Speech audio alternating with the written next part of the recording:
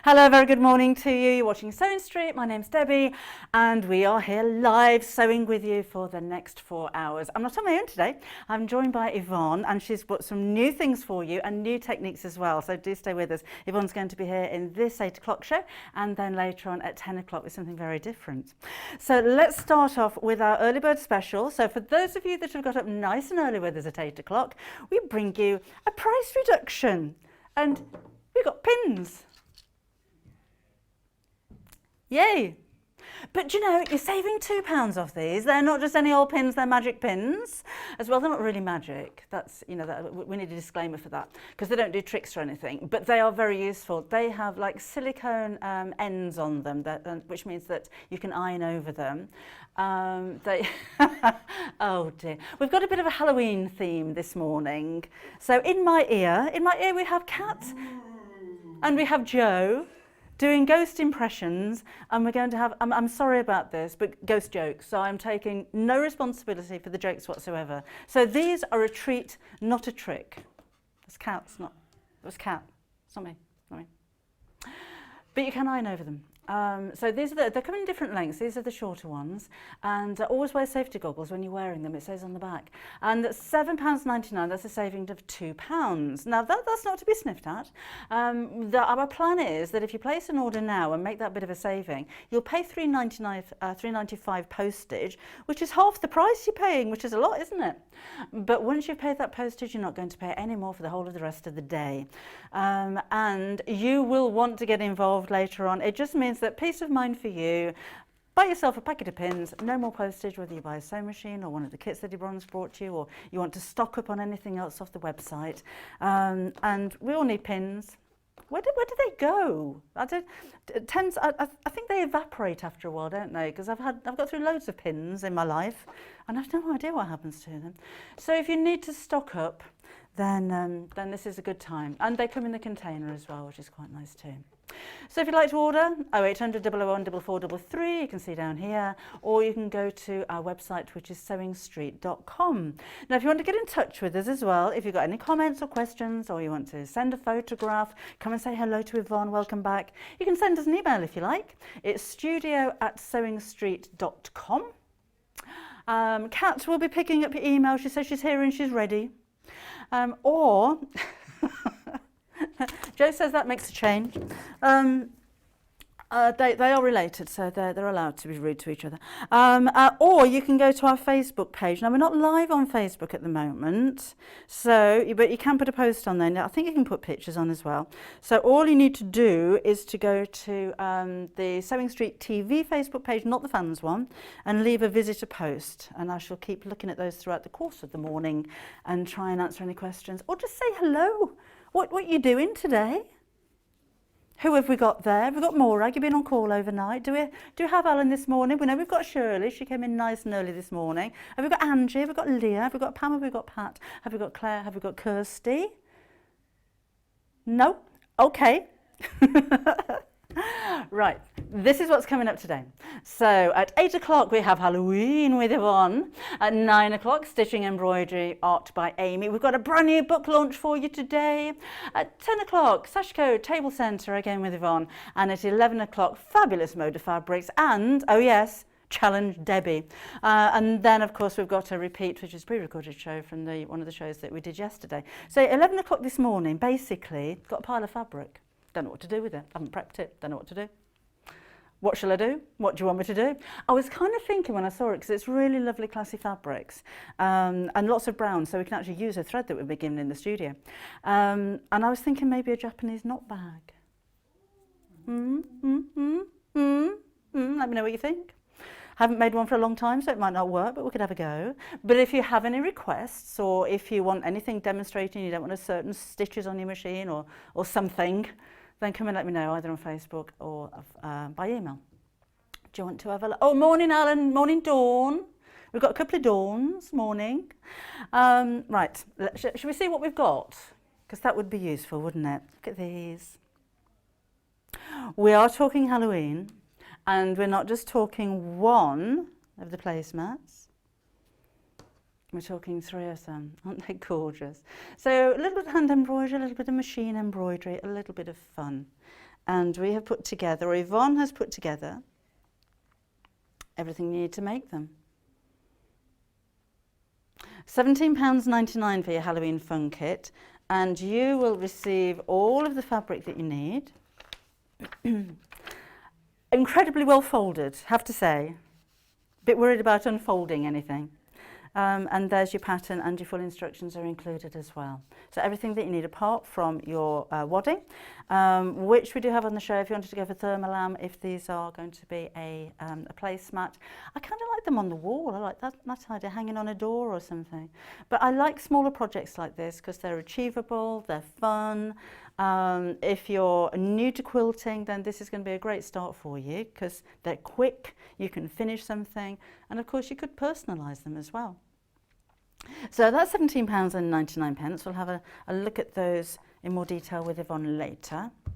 If you wanted just the pattern on its own, we do have the pattern available on its own. But you may as well get the right colour fabrics to go with it. So it's £8.50, but don't order that. Don't do that. Go for that one with all the fabrics with it as well. We also have the Halloween version of our welcome sign. We do have a Christmas version coming up later on, so stay with us for 10 o'clock if you can. But isn't that clever? Look, so the L and the O are the cat and the pumpkin, and then you've got a free-floating bat there as well. You'll need your own wadding, you'll need your own backing fabric for this one, but everything that you see on the top, you have enough fabric to make it in the kit. So I'll just show you that quickly. Again, very well folded. And lovely quality as well. From Yvonne's shop, we'll have a chat about that in a bit. So we have, I love this, like spiders' webs and stars. We've got waves. I love the way that they're all coordinated. Look at the skeletons. And you don't have to, you know, if you go through your stash of fabric at home, you'll find some scraps of fabric, no doubt. But are they all Halloween? Are they all coordinated? And are they all classy? These certainly are. So you've got all of those and the pattern and the full instructions for £15.99. And Yvonne has got some ideas when you've got your instructions how you could maybe adapt it and make them a little bit different as well, because you keep your pattern in your instructions, don't you? So that's that one. You can have the pattern on its own if you happen to have lots of Halloween fabric. And you may have a little bit of a sneaky peek at the Christmas one that we're doing at 10 o'clock as well. So that's £8.50 again. All of full instructions. And oh look, that's folded. And your patterns are all included there as well. So £8.50. Be good for that one. Go for that one. Nice projects to sew with the kids as well, isn't it? Right. So hopefully we'll be all out and about at Halloween. Right. Should we do a bit of sewing? Shall we? Shall we introduce you to Yvonne and do a bit of sewing? I think it's about time we did, because I've got a coffee down there and a seat and everything, so I can have a bit of a rest today. Welcome back again, Yvonne. Well, it's great to be back, Debbie. Thanks for inviting me. I mustn't have done too badly last time. Or maybe it was the chocolate cake. I think it was the chocolate cake that's... Oh, that did help, to be honest. I think, yeah, probably. So you haven't brought any today? No. Well, it's been nice working with you. Oh, okay. I'll bear that in mind for the next time round. But, yeah. First of all, because I know you were on Sewing Quarter, but Sewing Street, you've only been here once before, so maybe people didn't catch the last show. Who are you? Where are you from? What are you doing here? Oh, okay then. Well, my name is Yvonne McAtamney, which is quite a mouthful for a lot of people, but I generally That's why I just said Yvonne on the menu. Yeah, I generally respond to that.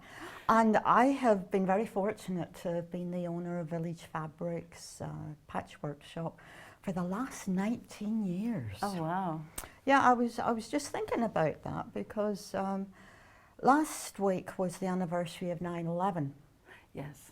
And that was just a bit of a shake-up call for a lot of people, and at that point things just fell into place and I got the opportunity, which I took as a result of that sort of kick up the backside, to buy Village Fabrics, which is in the market town of Wallingford on the River Thames. And I've been there ever since. And I'm very fortunate to have very loyal clientele, to have some wonderful staff, and to actually be able to do the things that I love to do, which is to sew and to inspire people to use their imaginations. I think more recently as well, with the situation we're in, we've had more people having that kick up the backside and thinking, right, I'm going to do it now, or they've had more time at home to start sewing. Yeah, you just reevaluate things, Yeah. don't you? And you make time to do the things that you possibly have been just putting in the back of the cupboard and thinking, yeah, you know, I really need to finish that project for my granddaughter, for, oh, you know, over the back of the sofa, whatever. Or just try a new craft, you know, or try combining some of the skills that you have. So yeah, the other thing that I think is so good, I think it is so good for your mental health. Yes. I think if your hands are busy, then your mind can relax. And I've a lady, a little Irish lady at a show a number of years ago said to me, you know, your brain must be very envious of what your hands can do. And I thought, you know, there's so much truth in that statement, because whenever your hands are in action, your brain is operating on, you know, its imagination side. Whenever you come to doing the patchwork, then you've got to employ the more logical side to make sure you've measured things correctly and that you're you've done your sums right and you're cutting in the right way. It's just such a great thing, and so generally so sociable. Yeah. But your shop's up and running again? We have been open since June, and it's great to see many of our regulars coming back. Because I've got such a lot of floor space, we are able to keep our 2-meter distance in place. And sanitize your hands, and then you can still come in and actually touch the fabrics. We let you do that and get some hopefully helpful and friendly advice. And so many people have been finishing off so many projects. Yes. The amount of wadding that we've been selling is just phenomenal. And then people have obviously had time to think as well, so they're planning the next project. Yeah. But as we head through the year, it's time to have a look at Halloween, isn't it? Yes, and I think that year after year after year, Halloween just seems to get more and more popular over here. Yeah. You see more houses decorated and the pumpkins outside. Oh, some people really go for it for Yeah. Halloween, don't they? Yeah. Many of the, well, whenever I was little, I much prefer the idea of harvest and, you know, apple bobbing and that side of the event, as opposed to out trick-or-treating. Yeah. It's not quite the same thing, but just to, remember silver sixpences and Yes. apple pies and all Yes. that. So that side of Halloween I like very much. And I remember all gathering round the kitchen table with fireworks out in the backyard and stuff. So yeah, I remember that fondly. As I'm sure you can recognise from my accent, I was born and brought up in Northern Ireland. So as a little child, fireworks were allowed. But of course, once the Troubles started, there were no fireworks in any part of Northern Ireland for many years. So I still love to be able to go to a fireworks display, because that's just a little bit of my childhood coming back. So yeah, I love your waistcoat. Ah, well, this was, I decided I had to, because I went to Quilt Market in Houston a few years back, and of course they always have that over the Halloween weekend. And I thought, well, the Americans do a bit over the top, so I'm not making a skirt or a dress, but I thought a waistcoat would be a good plan. So I've got pumpkins on the front, and I've forgotten what I put up in the back. I think I probably got more pumpkins More pumpkins on the back. Yeah. So I thought, you know, when are you going to wear it? If if I'm not going to wear it on the TV today, probably not going to get it out again for a little while. So I thought it would be a good thing. So what are you going to show us today? Well, I'm going to start by, I'm going to shimmy this way, and Debbie's going to pass me things. We're going to start with this Halloween fun. Absolutely seamless. That was so well done. So I was going to start with these placemats. So this is the opportunity to use some of the thermal wadding. And I have made them up as singles here, but of course You can join them together and make a table center like that. You can, if you just look behind me, you can see that I've done individual ones and made them a wall hanging here. That's a and nice this is just idea. a different colourway if you're not into the bright oranges. But I thought that it's tasteful and it allows you to sort of give a nod to Halloween without going over the top. Yeah. So these are hexagons. And what people forget is that triangles make hexagons. So for the purposes of this demonstration, I thought the thing that I should do was show you how I've made the background, how you deal with putting a border around a hexagon, because the images that are on the placemats are just cut around, they're bonded with bonded web on the back, they're then cut around and appliqued on using a blanket stitch. So we're going to go through that process a little bit later on with some of the other projects that I'm doing today. So I thought it made sense to show you how to create the background that these things are going on. Okay. So the really useful tool here is the Creative Grid 60-degree ruler. It makes life easier. Though in our instructions we do give you a template so that if you haven't got access to a ruler like this, you can just create your own template, maybe transfer it from the paper onto some template plastic. Yeah. Now, as always, whenever you are cutting something out, it's easier and more accurate to use a rotary cutter. They're sharp, they're meant to be, so keep your fingers out of the way. What I have here are 2 layers of fabric because I always find it easier to cut through 2 layers. The fabric doesn't run away from the blade as quickly. Make sure that you are using the lines on the ruler. That's what they're there for. Make sure you're parallel. So all I'm going to do is at this point cut along there. Okay. Now, to make the best use of the fabric, you are tessellating the shapes. So here we go, we're going up that way. So again, I'm making sure that my lines are level on the fabric. Always cut away from yourself. Remember, this is a sharp tool. And I'm not pressing hard enough, so this is where you have to nip in there with your scissors. I was about to say that I thought this table was a bit high for little people like me, but it is always easier to cut at waist height. It's easier on your back. Yeah. So at home, you're probably better in your kitchen, on your worktops in your kitchen if you don't have That's a good idea. If you don't have a separate sewing area. Okay, and each time I'm putting the rotary cutter down, the blade is going away, which is what's so good about this particular rotary cutter.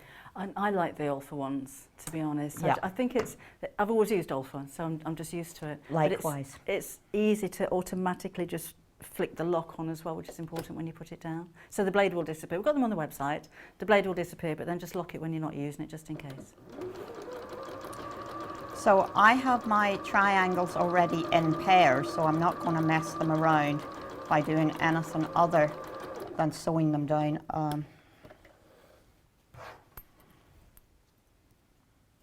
Quarter of an inch seam allowance? As best as I could get it on this machine, which is not the one I'm used to. Okay. But yes, 1/4 of an inch is the aim of the day. So again, I always press from, I like to press along like that to set the stitches, and then always press from the front. And then you do not get yourself involved in little pleats appearing along your seams. So.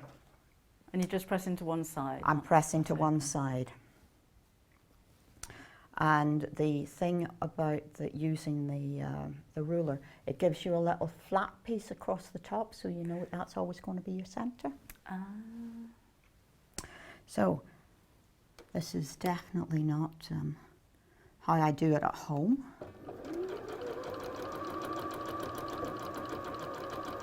But I'm sure standing up uses up more calories, don't you think?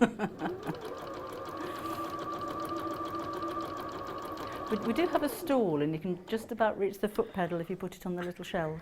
Yes, but it's all about leg length at that point, so I think I'm going to stand. So same process again, set the same press. So at this point I have 2 lots of 2, and what I want are 2 lots of 3. So I now need to separate this one up and make sure that, oh, just to be different at this point, I'm also using 2 different fabrics so that you get a little bit of interest in your background. Okay.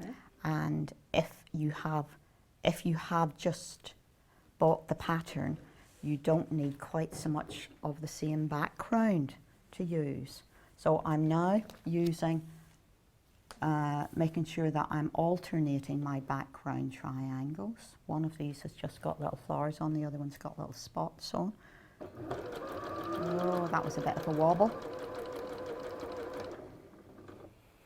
We've had lots of messages this morning, Yvonne. Kirsty's been a bit late because she's having a stressful start to the working week. Oh, that's not good. But she says your demos are lovely and soothing. Oh, good. Alan! I know you sent a picture into the gallery yesterday of the waistcoat, but I didn't get it. Can you put it on, or send me a message on my Facebook page, and I'll have a look later on. Sheena says, what lovely kits, Yvonne. She says, grab mine and can relax and watch the show. A very wise statement. I had a lovely afternoon yesterday doing some embroidery in the sunshine.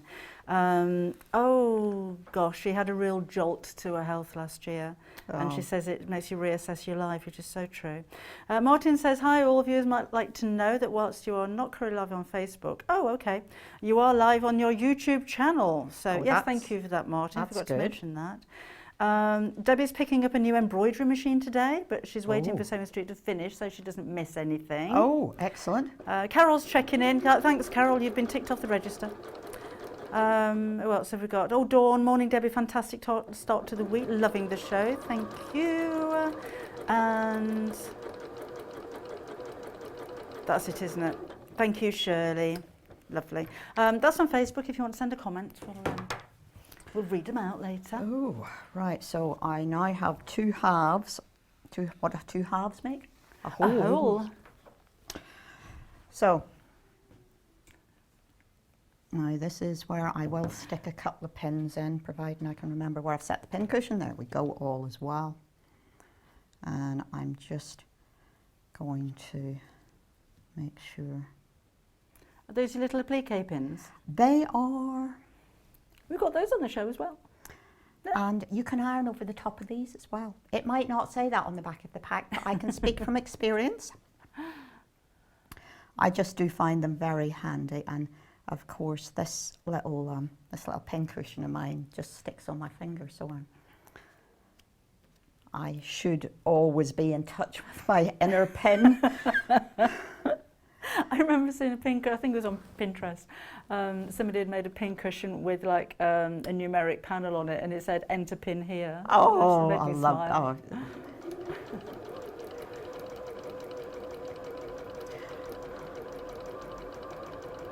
Do you ever look on Pinterest? I'm sorry? Do you ever look on Pinterest? I do from time to time. You can lose many hours looking at absolutely, Pinterest. I was just going to say the same. And you end up in so many different countries. I've been to Russia, I've been to Japan. Oh yeah, me too. And Spain as well.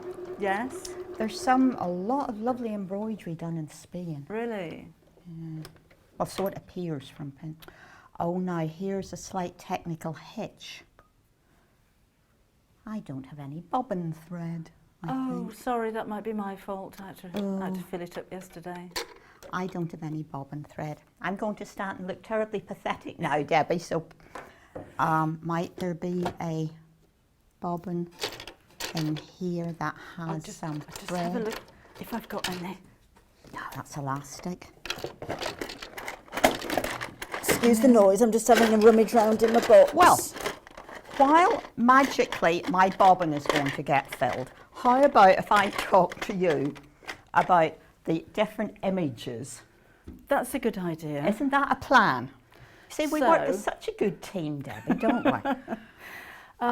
So if you talk about those kind of over this way a little bit, Yes, let me and let then me shimmy this way. and I can do-si-do all Over the way that around way. the back, Yeah. so that we're being proper and everything. Yes. So here we This go. is working. Nobody knows, do they? No, no, I they don't know tell what's you, going it was on. absolutely seamless. Is that a pun? Because it was seamless, do you think? So, in the pattern or in the kit, you have lots of images across two pages of instructions. You have pumpkins, you have witches, you have cats, you have all manner of things. So I have, in this instance, just put pumpkins and a spider on. This one, we see the cat and a pumpkin and a little moon. And on this one, we have a witch with her bat. So that's one way of assembling the designs. So this was the one that I made in preparation for this show, so that you can see that you can put different elements onto the background. Right, And these can be hand sewn as well, can't they? yeah, they're very portable. Yeah. Once you have created your background, which I think is easier on the sewing machine, then the rest of it you can stitch by hand. You can do a bit more embroidery on if you would like. So all I'm doing is completing the background to show you that 6 triangles make a hexagon, which is a very useful thing to do, because hexagons are really quite fun shapes, and of course with all the English paper piecing that's around, it is nice to look at hexagons perhaps in a different way. It's not quite so time consuming with putting the papers round to create hexagons if you can put 6 triangles together.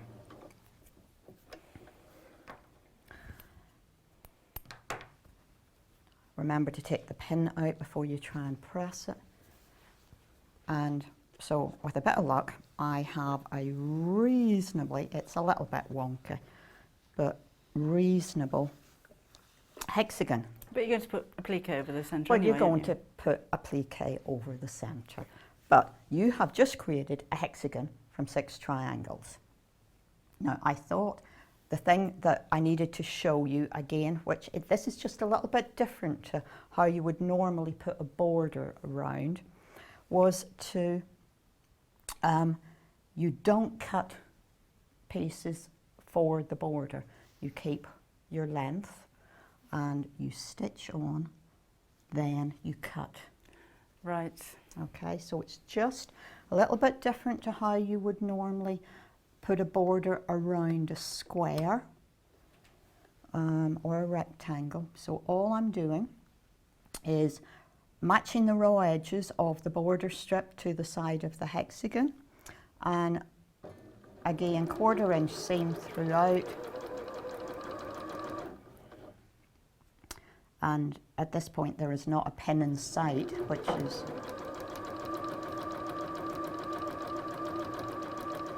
okay. So I have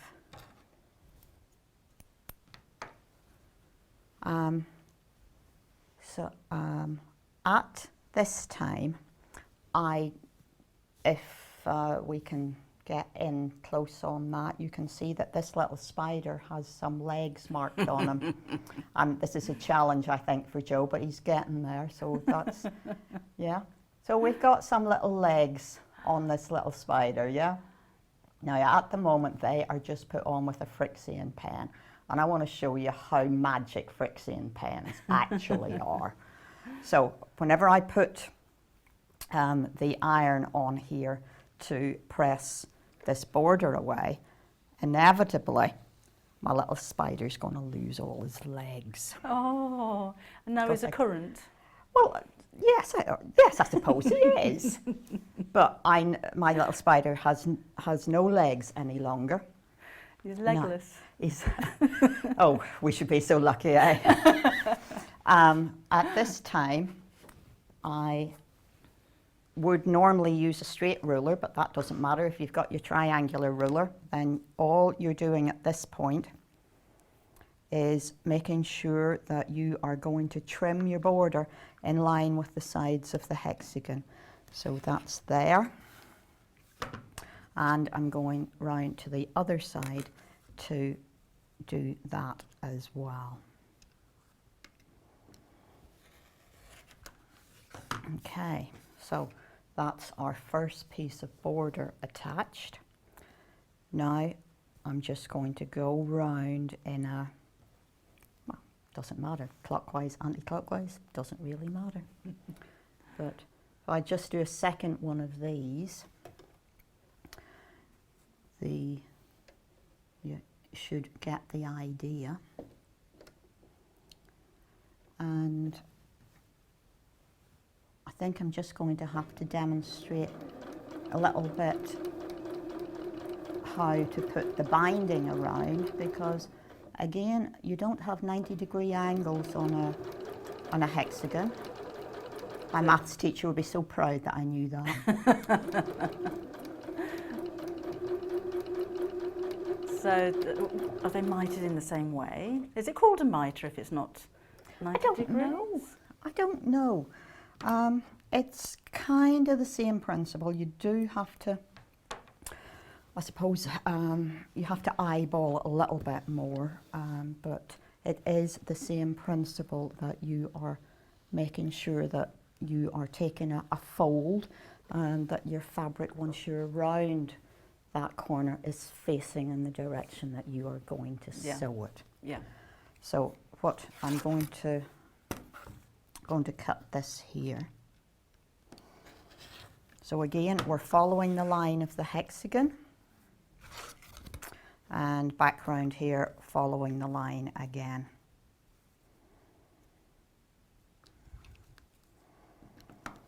So if you go for a couple of sets, you could have placemats for a family of 6? Absolutely. We're allowed 6, aren't we? I think. Some families have more than that already. Do you have true. to loan a couple of children out if Out you've you got go. more? Oh, who knows? Got to choose your favourite kids now. Oh. So there's a double binding around these. So we have, all I've done is press the strip into, making sure I've got my raw edges level. And I'm going to, I think what I'm going to do is maybe just pop some pins in here to show you what is happening whenever I get to this corner. So you go up and away, but probably it's probably at 60 degrees, not 90 degrees going round the corner. We could do with a boffin, couldn't we? If anybody at home knows. Oh, well, absolutely. I could Google it. Mr. Google. Yes. All I can say is I know what works, whatever the technical term might be. But you see, we have created a pinch here. And I put a couple more pins in, and I will show. It's 360 divided by 5, isn't it? I can do that on a calculator. 6, sorry. So it's 30 degrees. Divided by. So it's going to be 60 degrees. 6 sixes. Yeah, Yeah, 6 you're right. sixes is 360. Yeah. So the inside angle is going to be 30, isn't it, on the outside? You're using 60-degree triangles, aren't you? Yeah. I'm glad I'm not doing my O-levels now. As I say, Mr. Doherty would be impressed. So if I just turn that, you can see that we have created just that little pinch on the corner there that is going to allow me to turn that to the back. It's going to be finished off by hand. If I I can hold that like that, you can see that this is what the little mitre, let's call it a mitre, looks like as we go round.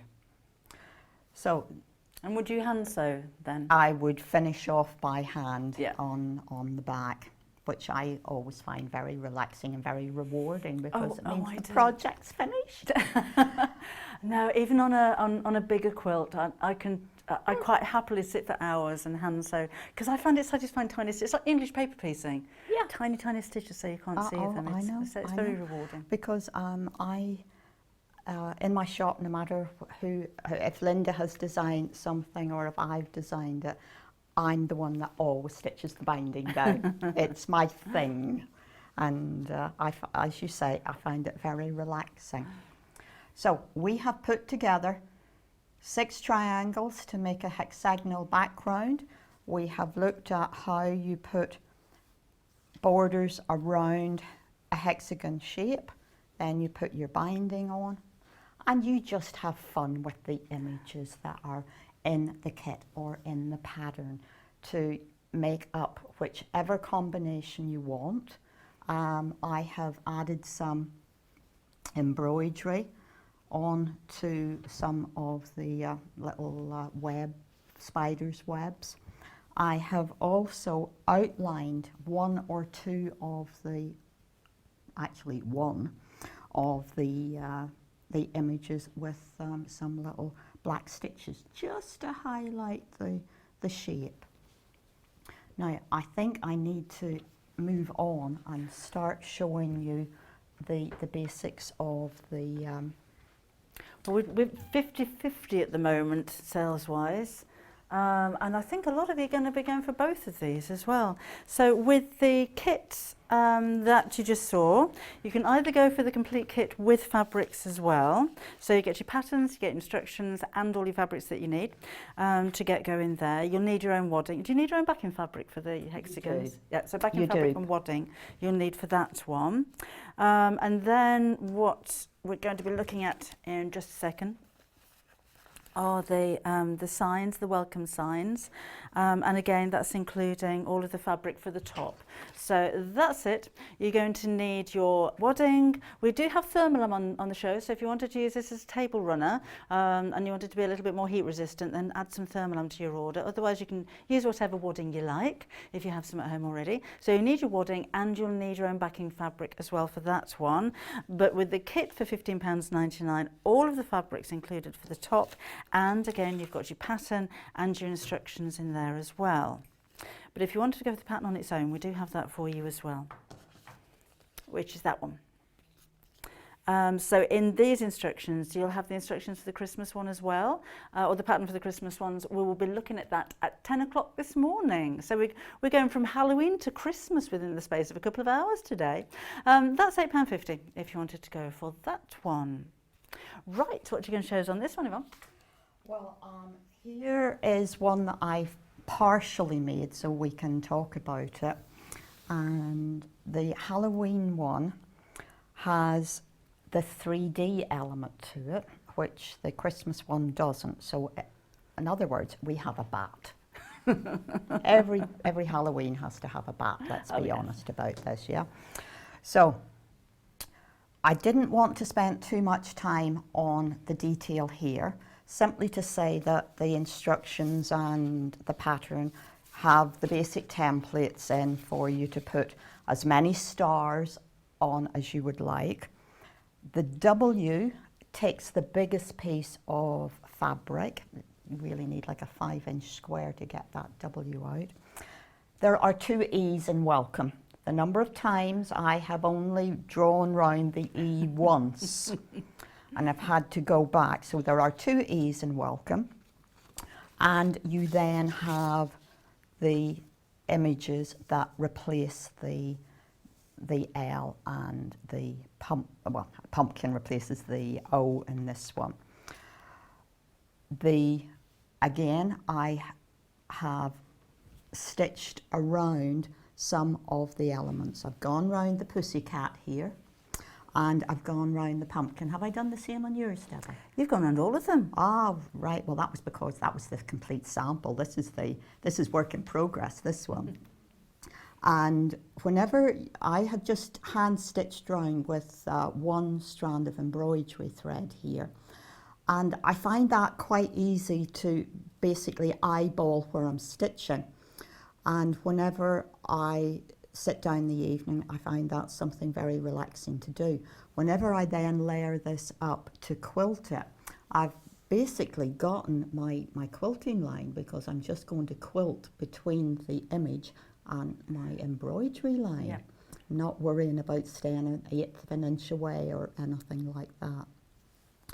So when it comes to how we centre the design and that kind of thing, I'm going to do that with the Christmas one in the next show, because the difference with this one is this darn bat. He does cause me some hilarity and some interest, because this is the pattern that you get in the kit and the pattern. And you do need to cut him out very accurately. You're going to cut 2 of these out, because he does have a back and a front. So just like dressmaking, you're going through 2 layers, but you do need to get into all those little nooks and crannies and get the curves cut as easily as cleanly as you can. I have then put as many pins in as I think I can stand, because you're constantly having to take them out, because you have some very sharp points to get down to. Oh, have you got any tips for sharp points disappearing inside your feed dogs? Don't start on a sharp point. Start on a straight line and stop. Stop and twiddle. And I have one of these things. I have a purple fang. Oh, a purple fang. A purple fang. Oh.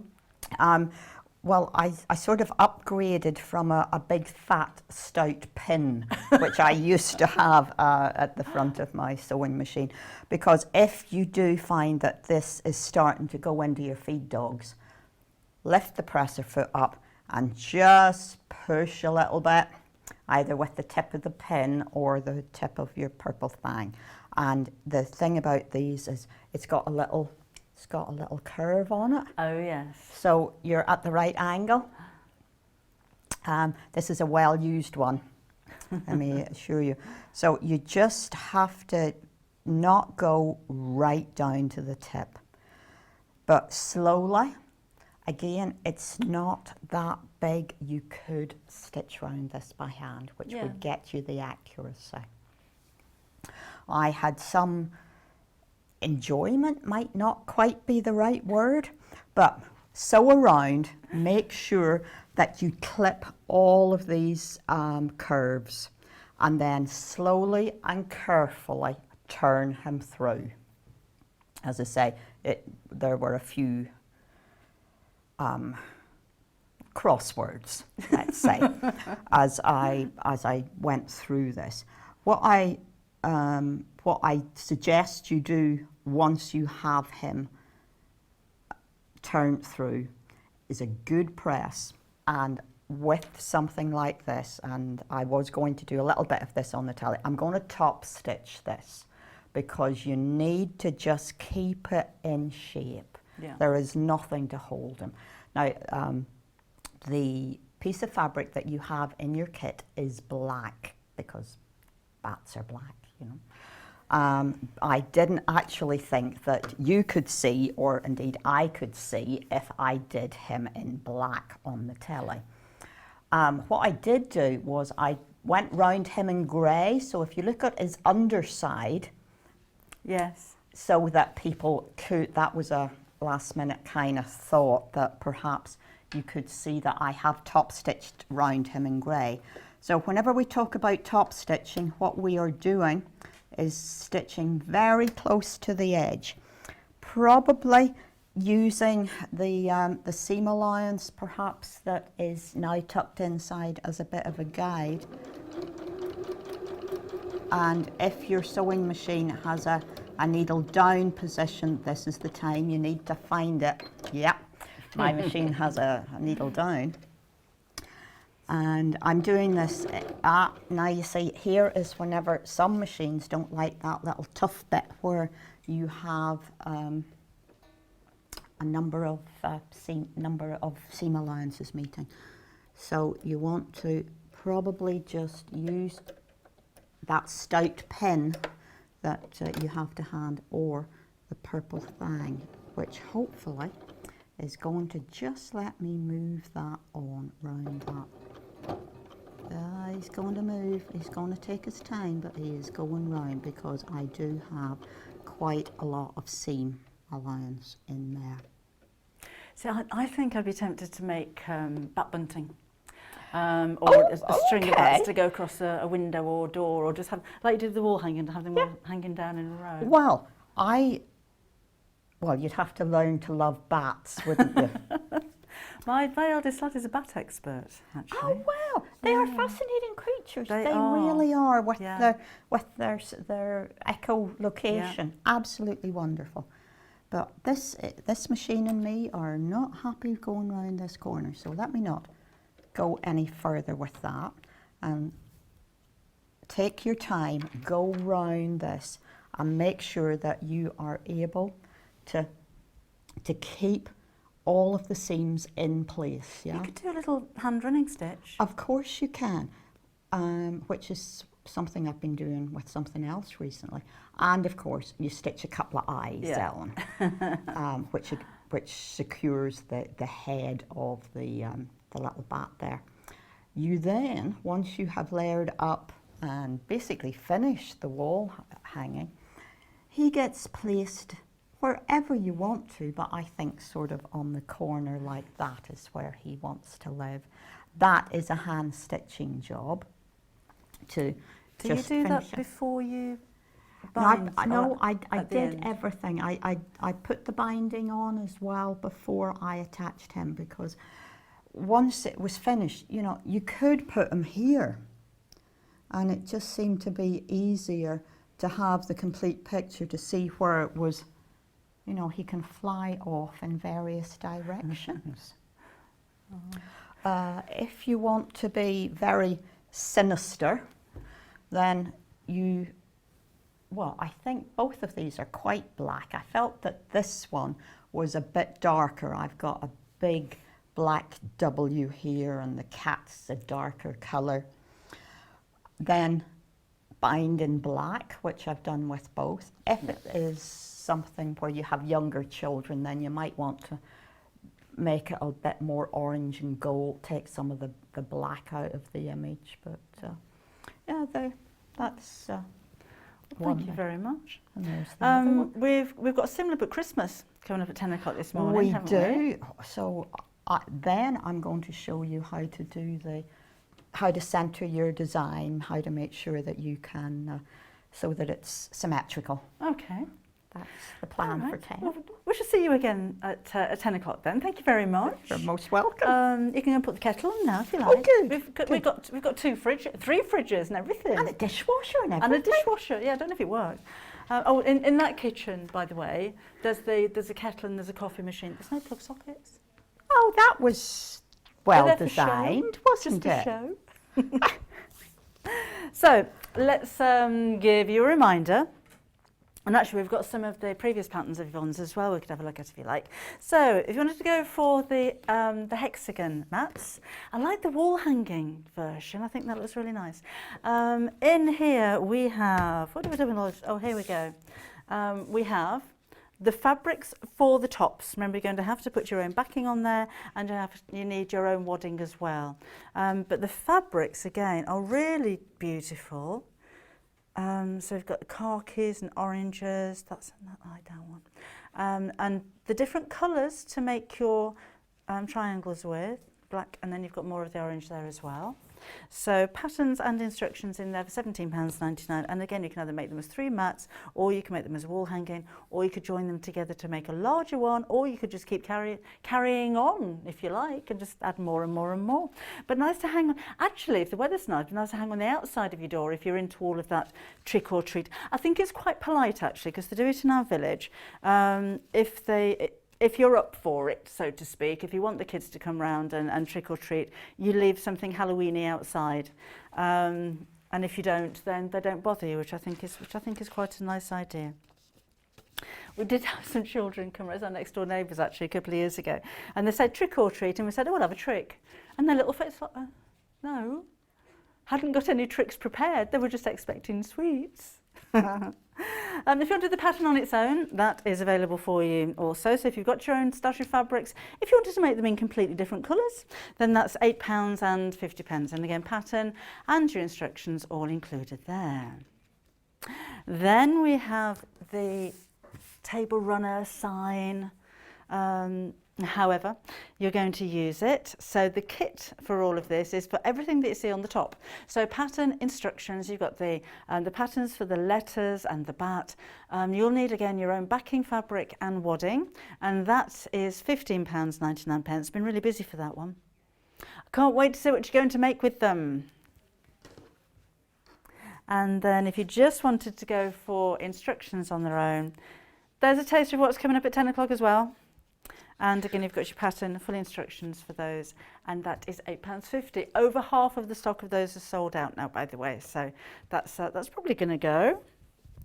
So, oh, now we're limited. Oh, that was quick. That's £8.50. So, should we have a look at the other patterns? Because these are already on the website. We have the Japanese wall hanging. So you would have seen these on the previous show when Yvonne came in. Do we know when that was? August. It was August. Some point in August.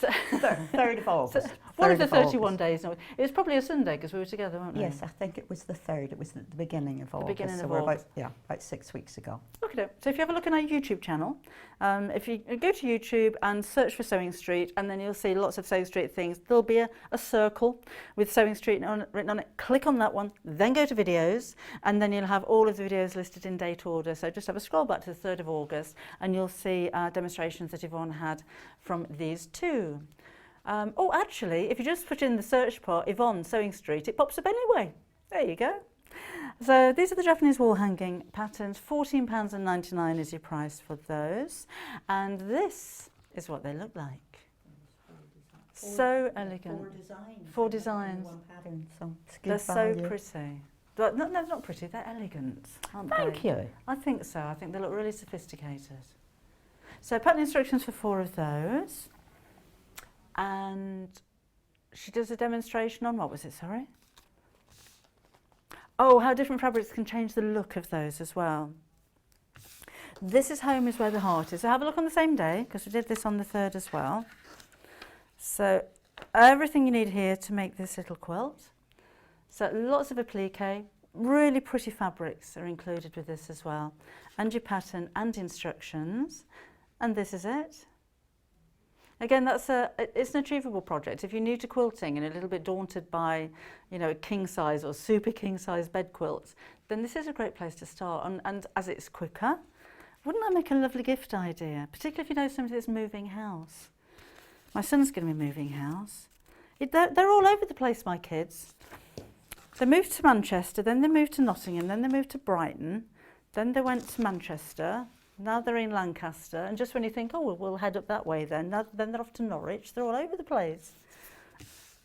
The things they do to get away from you.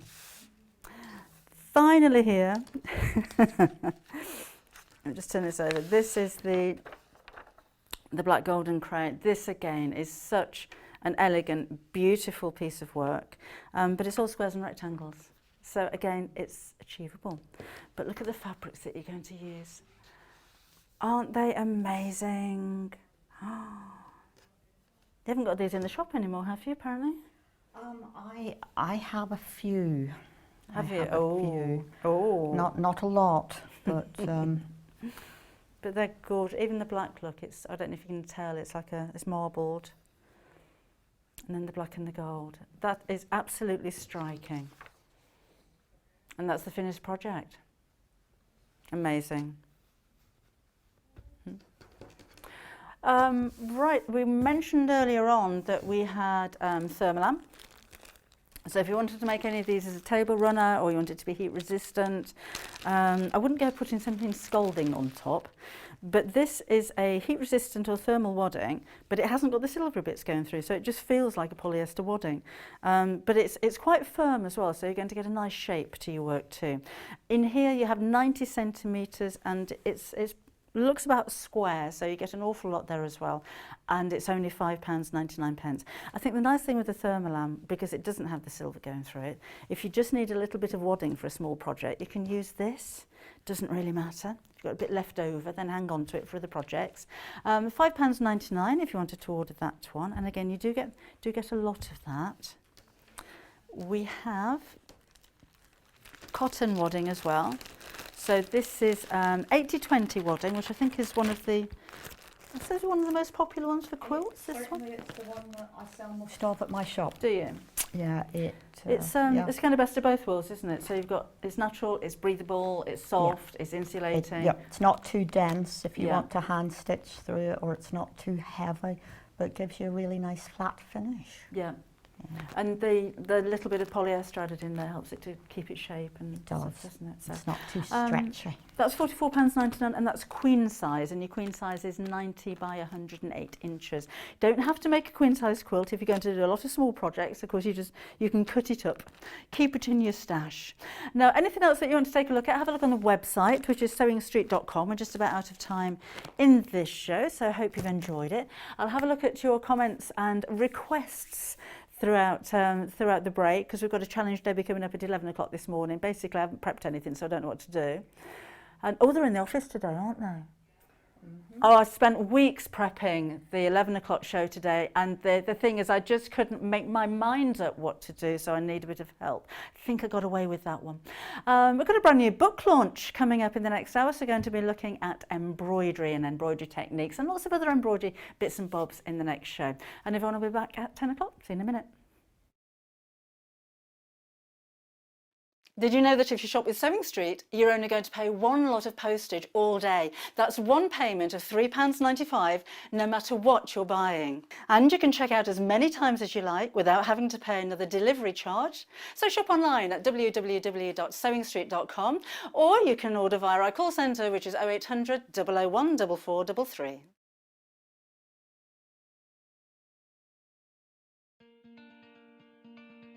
To see me back. My favourite piece of kit with the sewing is the seam ripper. Hello, I'm Janice from Birmingham. I specialise in dressmaking. I used to run a children's shop and I love making children's clothes. My mother encouraged me to sew from an early age. When we were young, we did dressmaking in the school. My claim to fame was the sewing quarter. But I'm now making also jumpsuits for ladies and men of all shapes and sizes, and it seems to be going for the festivals around the country.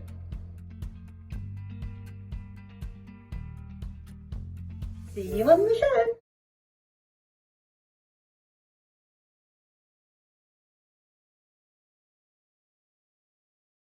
Shopping with us couldn't be easier. If you want to shop online, then you can head to our website, www.sewingstreet.com. It will redirect you to our sister channel Jewellery Makers landing page. Don't worry, you haven't gone to the wrong place. We're simply using their website temporarily while we're building our own web shop. Scroll down past the Watch Live part and you'll see all of the products that you will have seen on air on today's live show. You can also shop our catalogue by clicking a category, clicking a product to view closer, and adding it to your basket. Once you're ready to check out, you will need to create an account, which is absolutely free to do so, but it will mean that you can check out on as many orders as you want throughout the day with still only paying one postage and packaging. If you'd prefer to speak to somebody in our UK-based customer service team, then you can do so via the free telephone line number 0800 001 4433. They will not only help you create an account, but will also help you with any of your online shopping.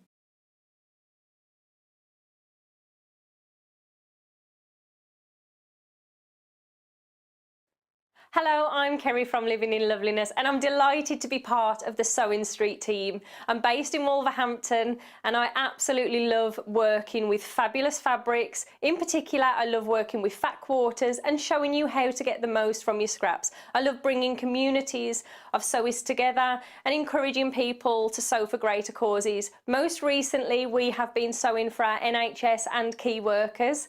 I look forward to bringing you hints, tips and techniques. I'll see you soon.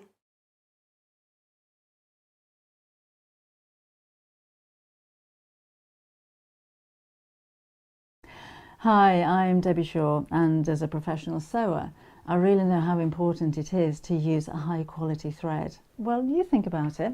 You spend a lot of money on your sewing machine, you'll spend a lot of money on fabric, and you'll spend a lot of time sewing. So why let your thread let you down? I know a lot of our designers and customers prefer to use Aurifil thread. Now, this is a family business. It was established in 1983 and they're based just outside Milan in Italy. They produce superior quality threads for domestic and professional sewers alike, and they've achieved worldwide success with quilters, sewers, embroiderers and textile artists who all appreciate the versatility and the strength of these threads. It's all made from Egyptian cotton, which is grown just at the side of the River Nile, and Aurifil only use the long staple threads, which gives their thread that strength. Each one of these threads goes through 15 steps before it even gets onto a spool and then comes to you to use in your sewing projects. Now at Sewing Street, we've collaborated with Aurifil and we've brought you two collections of threads. So we have the Quilters collection, and these are exclusive to Sewing Street. We've done a lot of research with quilters, and these are the colours that you prefer to use. So we put a whole collection together for you. The second collection is the Essential collection. So this is for the homemakers, for the bag makers, for the craft sewers, for the dressmakers. And again, these have been proven to be the most popular colours that you're going to use. So if you want your projects to last longer and your seams to be stronger, invest in some quality thread.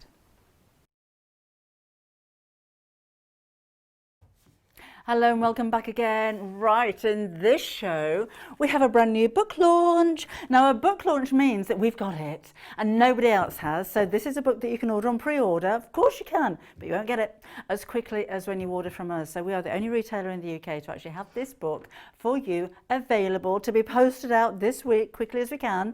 And this is Doodle Stitching Embroidery. We've got a great price for you as well, and this is an ideal book if you are learning how to embroider, if you want simple designs, if you've seen more complicated designs and books, and we've got some amazing books in the studio, but you think, oh, I couldn't do that. This is a good starting place. So have a look at the cover and then think, I can't do that. And then have a look on the inside and you'll see that we've got some very simple but very stunning and very modern designs as well. So some of these are incredibly detailed and some of those are an awful lot simpler. I mean, look at that. Isn't that so much fun? And I would imagine that's something that you can either, the patterns are in here, but you could actually embroider over maybe something that your kids have drawn. So we've got something for everybody, I think. And remember, patterns are included at the back as well. But it's not just hoop embroidery. There's some other project ideas for you in here as well. So jewellery, those little mini hoop, that's really clever. But maybe embroidering onto clothing that you already have. Or even there's a little cushion cover that we'll have a look at in just a second as well. So a really interesting book. We've got some of these in the studio, we'll have a look at those. And this is by Aimee who is a very talented designer, artist, graphic designer that's kind of incorporated all of her talents in one to bring you a book where you can use floss like a boss. Oh dear, and you can get thready for it. That's not me. That wasn't me. Now, if you'd like to place your order, this is what you're going to pay. 0800 001 4433. It's only £14.99. I don't have a UK price on here, but on the back the RRP is $19.95. So I think you've got a bit of a bargain there. So £14.99. Very easy to follow, but with lots of hints and tips and advice about embroidery at the beginning, and then taking you through to some amazing projects, some of which we have. you want to have a look? Come and have a look. So, look at the trees. So we've got like trees all going into us. I've not seen that before, but trees all making a circle in the centre. Look, and it looks like the sky behind. Oh, like you're lying down in the bluebell woods and looking up into the sky. So that's one example. I've not seen this before. I think this is really clever because she's used 2 embroidery hoops and suspended the one in the centre and just embroidered these really delicate little beads, birds around the edge, and then just added some, it's like a dream catcher, isn't it, kind of look. But that, I love that. That's worth buying the book for me. Never seen anything like that before. And actually, this one's really clever as well. What a lovely idea. So you've got the child on a swing, swinging from the tree, or the branch of a tree in the little one at the top. It's just got caught there. But it does actually, oh, that needs to be flat against a wall.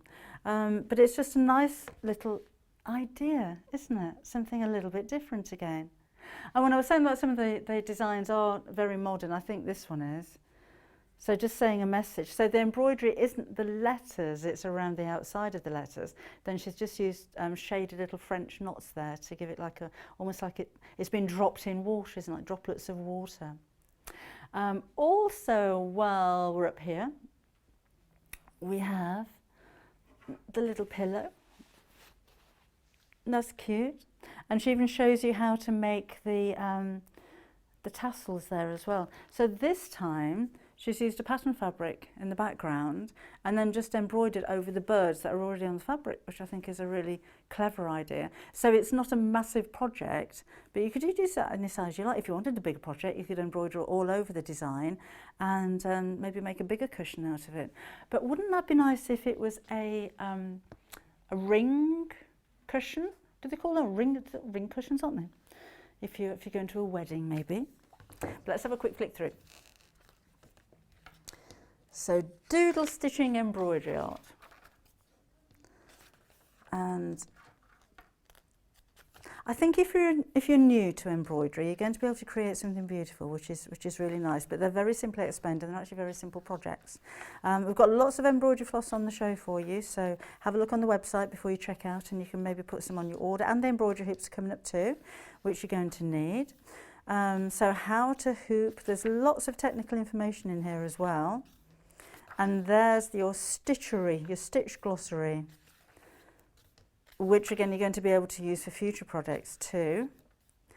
And let's get on to, I love that.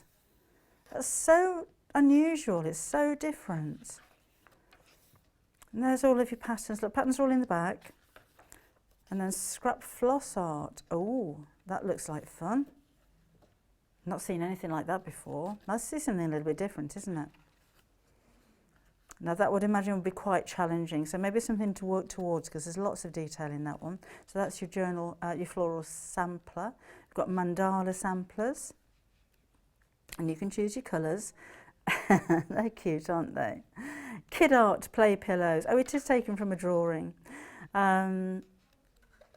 So you get a child to draw and then embroider over it. That would be a lovely idea.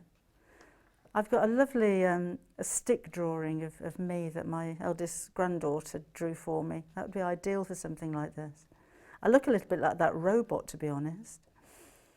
Under this moon hoop, then we've got the stars, mini hoop charms. Those are really popular at the moment, the little mini charms.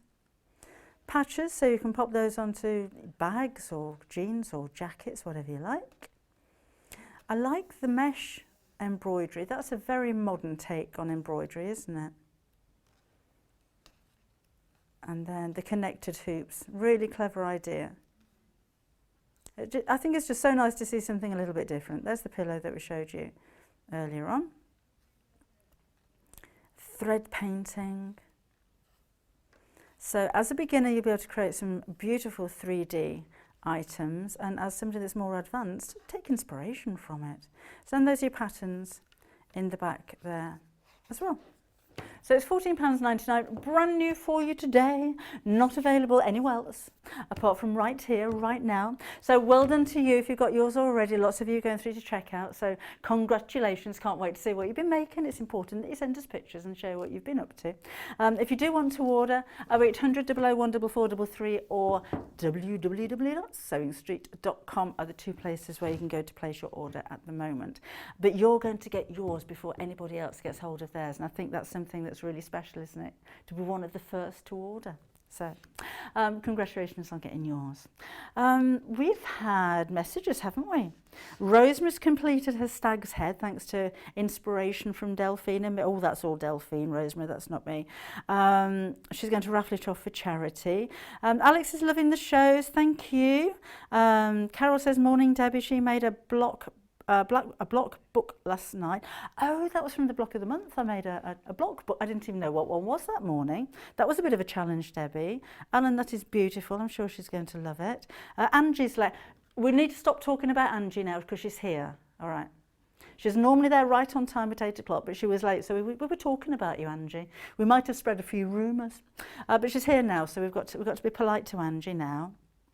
And that's it, we're up to date. You want to send us a message, remember, I'm on the Facebook page, and that's Sewing Street TV. Come and ask any questions, and don't forget I've got a challenge, Debbie, at 11 o'clock.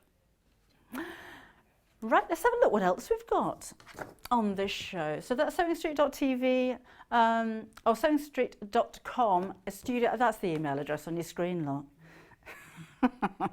Yeah, read it yourself, I can't see it. But if you'd like to drop an email, then do feel free. And we have Kat waiting in the gallery, so that patiently, she says, waiting patiently. We have 100 skeins of thread. Should we get them out? Should we count them? Just make sure there's 100 in there. Oh, I'm not counting them because apparently there's only 99 in here. You will get 100 in your pack, but you've got a whole rainbow of colours. Look at these. And I think it's so nice, isn't it, to have every colour that you need, because if you are going to, you're making flowers, and so because it's like painting with thread, isn't it? So you're going to want to shade. So the darker shades, you've got the dark green, and then you've got the main colour, which would be that one, and then you can put a little highlight on there for where the sun's shining on it. And if you're making flowers, maybe you want to make roses, and they're all pinks and peaches and maybe oranges, and then we've got crocuses with purples and lavenders, all kinds of different purples, isn't it? So you can start the bottom of your embroidery for the dark one and move up to the lighter one at the top.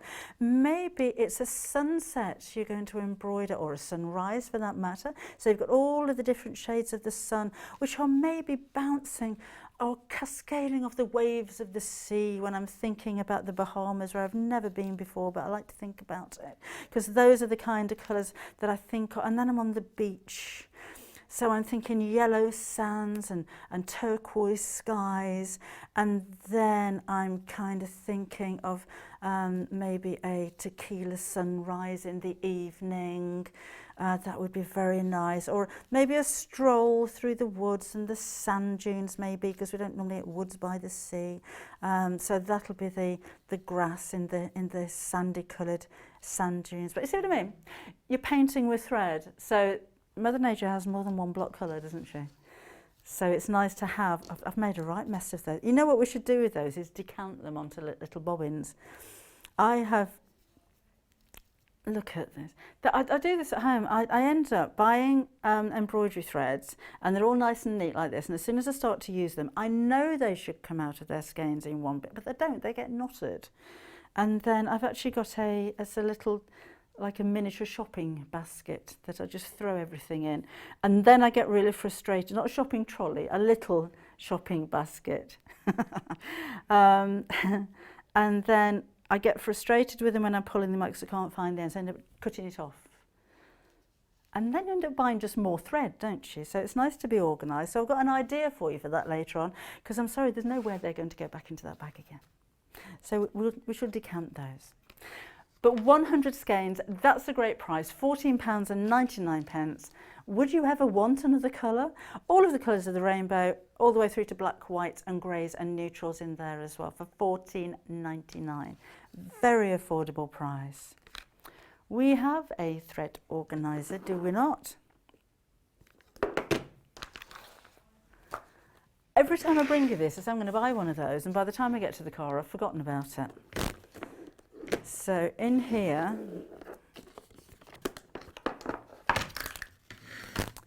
we have organisation.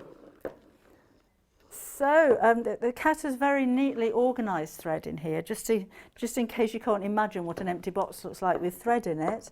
But you're also getting the bobbins as well, which is what I need to do with my thread before I end up throwing it all away and then starting all over again. Come out. So you can wrap your thread around here, and then these all store in the little compartments, and then you've got a larger one there as well. I've got an idea what you can put in there. Excuse me. So it's £9.99. There are 10 skeins of thread included in here as well. DMC, so you've got quality thread. So if you're new to embroidery, that's going to get you started, but you are going to need more. And you're going to be able to fit loads in here. It's not like you have to put one in each one of the compartments. When your thread's wound onto these bobbins, you're going to be able to put lots and lots in there. That is only £9.99. Jeanette sent a picture in of her organiser, her rainbow organiser, rainbow thread organiser. So yes. But there's a picture of what it looks like when it's full. So you can fit an awful lot. I would imagine all of those 100 skeins will quite easily fit inside here, alongside the 10 that you've already got. So easy storage, £9.99. It's clear, you can see in there, you can see when you're running out of thread, you can see what you've got. And I think the winding the thread on is going to be one of those, like hand sewing, sit in front of the TV and just wind away. So I've got something to help you there.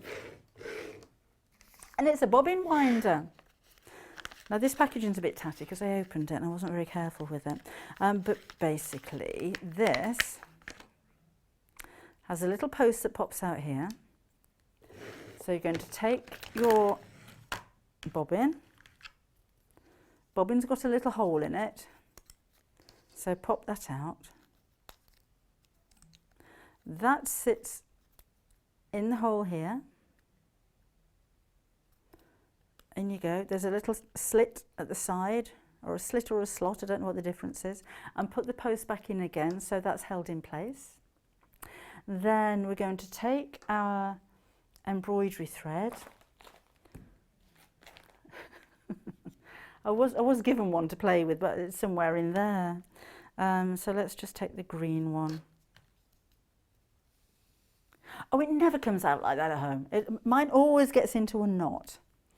I'm going to sit this on the side of my little tray, so that'll sit on there like that.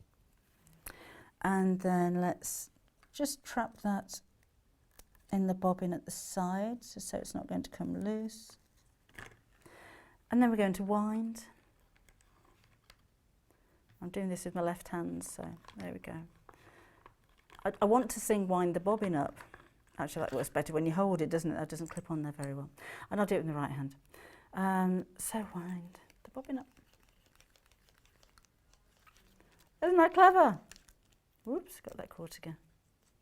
That's something you can get the kids doing. I remember all those years ago, sitting for ages like that while my mum did this with knitting yarn. That was not the most interesting task to do, but this is actually loads of fun. So you can clip it on. I think it needs to be a thicker box than the one that's here to actually clip it on, because it did wobble a little bit, but it works just as well when you hold it. Oh, I so need to do this with my embroidery box, with my miniature shopping basket.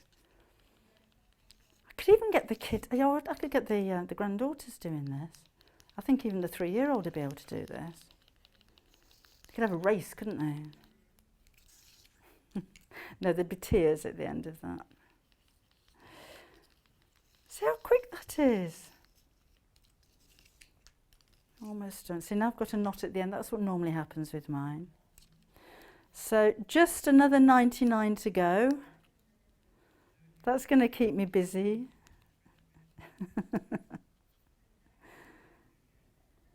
Apparently I'm going to stay and do all of the rest of the 99 at the end of the show, and you can watch me by pressing the red button. That's not going to happen. If I was at home, I'd have a purpose, but just doing that here, I'm afraid I've got a life. See, I've got a knot there. But you get the idea. That £2.99. Just pop it on your order. If you've already got your skeins and you think, well, the postage is more than that, isn't it? Remember, you only pay the one postage throughout the day. So if you've already ordered something, maybe one of the kits from Yvonne in the previous hour, or you've gone for your packet of pins early bird special, then you're not going to pay any extra postage. That's the nice thing about this postage business here, isn't it? Because if you can come back, it's not just in the live shows, it's of anything. So you could come back again at 9 o'clock tonight and just think, oh, do you know, I need a needle. I want to get that bobbin winder. It's only £2.99. There's no more postage to pay once you've ordered something, which I think is a great deal. You need to do that by 11:59. That is so quick. So that's that. That comes off. Post comes out. That goes in there. And that's going to save me a fortune on thread, because I won't keep knotting it and then throwing it away because I get so frustrated. Again, £2.99 is your price for that one. Go for that with your storage box, and that's £12.98. Is it not? There we go. Oh, and I was going to show you, wasn't I, what that big thing's for there. The big compartment fits it perfectly, so it really does keep you very, very organised, like it was made for it. Right, you do get your threads with that box as well, remember. We have, to put that out of the way, a couple of clamps for you. So one is a table clamp and one is a seat frame. So embroidery hoops are all very well and good. We've got lots of those on the show for you as well, well, 4.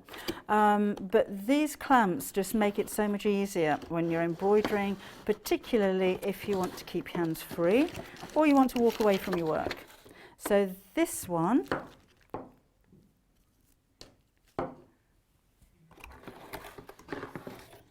I shan't piece it all together, but basically you've got that goes on there and that goes on there and that clamps onto your table. So you can angle this, as I've put that upside down, it goes that way, doesn't it?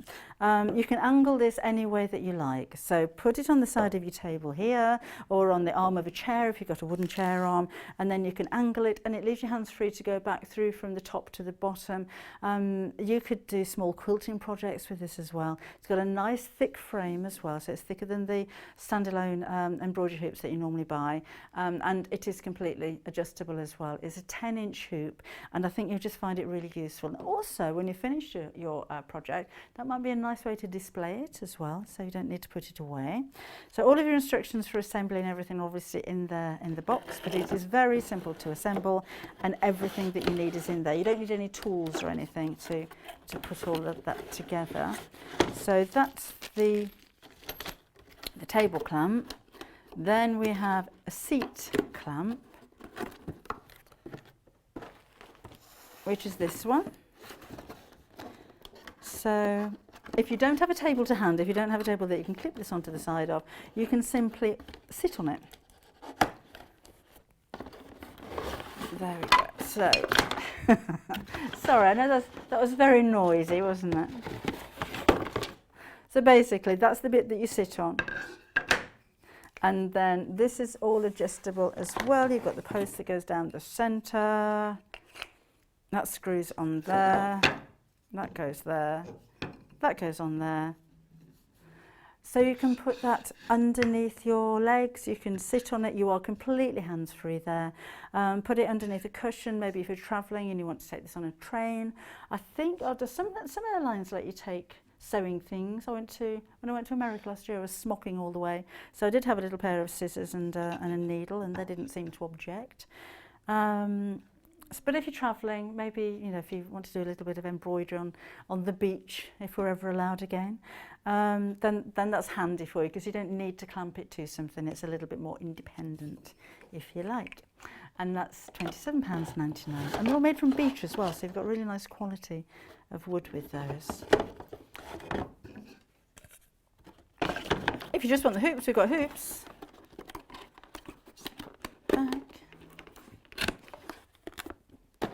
And we've got 4 sizes for you here. So the smallest one is your 14.5 centimetres, which is that size. And these are nice to display things. You know, when we saw in the book that we've launched today, there were a few projects that were actually stayed in the hoop because it makes pictures. So if you wanted to make the small and, you know, the girl on the swing, then you can go for 2 of those in different sizes. So that's only £3.99. And at that kind of price, I'd maybe go for a few of them. So you can make pictures out of them and you can display them. And I'd go for different sizes as well, because I think the arrangement there looks really good. Maybe up your stairs or around the fireplace, but you're creating your own art really, aren't you? So that is your 14.5 centimetre, and then we go up to the 20 centimetre, which is 8 inches, so that's that one. So that's how much bigger it is. So again, I think they do look nice as a display together, maybe all 4 of them. So that one is £5.49. If you just some beautiful fabric, maybe you've been making curtains and you wanted a picture to match, put some of the fabric in here. You don't even have to sew it. So, or just a lovely display of bright colours. You could make a rainbow, couldn't you? Maybe go for the small, the medium, the large. The large, that would work because that's 7, is it? So if you want 1, 2, 3, let me arrange those, and then 4. And then come back down the other side. So you've got the small one, and then the medium one, and then the bit bigger one, and then the big one, and then a medium one, and a bit smaller one, and the small. You can have a really nice big rainbow arch with all of the colours like that, can you? So that'd be half of it, and then you come back down the other side like that. I think that would look lovely. No sewing involved. So anyway, that was the 8 inches. So this one is 24 centimetres, which is just over 9.5 inches in size. Oh, we had this issue before, didn't we? It says 9.6 inches on there, but it says 10 inches there. So I'm going to measure it.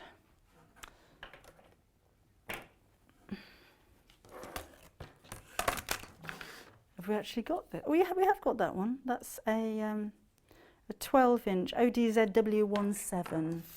So this is 10 inches. Ignore the label, it's a 10-inch hoop. What are they like? And that's not even us. That one's right, that says 8 inches, and that says 6 inches, that's fine. But this one's got the label on wrong. It's a 10-inch hoop for £5.99. And then finally, we've got the huge one. Oh, reminds me, remember the hula hoops? Almost, couldn't you? Maybe one of the granddaughters could. This is your 12-inch hoop, so this is the bigger size. Have a look on the website for that one. If you wanted to order, either put into the search bar at the top 12-inch embroidery hoop, or your code is ODZW17. Right, just tidy up a little bit here. So we've got you sorted with your floss, and we've got storage, and we've got your hoops, and we've got your inspiration from the brand new book we're launching. How about some fabric? And Osnaburg, I think, is a lovely fabric to embroider on, because it's got quite a loose weave, so it's easy to sew through by hand, and it's a very organic kind of fabric, not just because it's unbleached cotton basically, but you can actually see the tiny little flecks on here, which are supposed to be there. Don't try and brush them off, because those are the little, they're bits of the cotton pods basically. So it's nice to actually see them in there, isn't it? You can really see those. But you can see the weave of the fabric. It is quite loose, so it's going to be easy to sew through. And I think if you're doing red work or black work, it's a nice organic, rustic kind of look, isn't it? And actually, even the amazing table runner that's from, well, sample from one of the other books that we have, would look so nice with this Osnaburg fabric too. It's beautiful. It looks a little bit like calico, but please don't think, oh, calico. It's a lot softer. It's a lot, well, it's a higher quality of thread that's been used for this one. This is by the ½ metre and it's only £2.50. So it may be the kind of thing that you want to make a twilight of. I think it may be a little wasted myself. I'd be making bags. I've made cushion covers, you know, the half-yard vintage book that I had on the show yesterday. Cushion covers from this fabric mixed with antique lace, looks lovely, and doilies and things like that. You can see it's soft to work with. If you're making cushion covers or outdoor chair covers maybe, that would be ideal for you. If you've got larger projects, maybe you're making a huge tote bag or a storage box and you want a lining for it. At £2.50 you've got a very affordable, actually very stylish and very on trend lining at £2.50. So by the ½ metre means that if you think, oh, do you know, I'm going to line a pair of curtains with it, I need 5 metres, order 10 units and you get it all in one long lot. Right, and if you're embroidering, if it does go very wrong and you can't unpick your stitches, it's only £2.50. So you're not wasting an awful lot of money either. But 100% cotton, and it is all washable as well. Now I wanted to show you, because we've got this lovely table runner that we've ashamedly just covered up with stuff. Look at this. Isn't that beautiful? That is incredibly deep. I like the colours on it. It looks almost like that tea-stained kind of look, doesn't it? Let me turn it around so you can really see it nice and close. So it's quilted and it's quite heavily quilted, so it's got a nice firmness to it as well. And then the embroidered flowers, just gorgeous. It's got a real antique kind of look to it. So we've got little stem stitches and oh, that's fabric. Oh, that's clever, and I didn't notice. Ribbon embroidery. Isn't that lovely? I know with the ribbon embroidery, you kind of sew back through the ribbon and it gives a texture. Looks like the leaves are curling at the end. And the flowers on here, tiny little French knots, look. This is what I'm saying about all those skeins that you've got in that 100 pack, because these are different colours. I know you can get variegated skeins, but you can be a lot more deliberate when you've got your individual colours there. So you could maybe use something like the pale greys on the end, and that's going to be, oh actually no, that's not too bright, is it, when you mix them together? That could be the rose colour, or something maybe a little bit more delicate. Or those work, don't they? So the grey and the rose, these are from that 100 pack of threads. There's so many colours in it. And then the green's quite a subtle one. So you could go kind of, no, a little bit too dark, that one. This is what I was saying about having every colour that you can imagine you're going to need, that you do need to put onto bobbins, because you're going to find something exactly what you want. Oh, there we go. Something that you want in here, that would work well. Maybe a little bit bright, maybe a little bit more oh, that's better. A little bit darker there. And then on the end here, we've got those little tiny, almost like cross stitches over the top of each other, look, just using different colours. And hand stitching across here as well, so it's not just about embroidering flowers. Would you like to make one of these? Would you like the pattern for it? It's all in here. So this is Brian Haggard, and this is the book. It's called Botanical Embroidery, and here's all your flowers and how to embroider them, basically. So which ones have we got here? Those are the, oh, heather. We've got heather and the firecracker fern. Those are the ones with the little stars on, look. Queen Anne's lace, not heard of that one before. And then your stitch guide, so of course you can use that for other projects going forward as well. The material, oh look, the materials that you're going to need, how to put it together, but there's more. So you can make your crazy quilt pillow and a thread board, and then there's just a little bit more inspiration in the back of here as well, other things that you can do. Oh, I like that. That is quite Christmassy, doesn't it? Just changing the colours. Oh, I couldn't put my feet on that. But just changing the colours of the thread, I love that, give you a completely different look to the flowers. So pretty. Also in here, because it was in a packet, you have your transfers. So these iron on, and you'll tend to find that with these kind of transfers you can use them over and over and over again.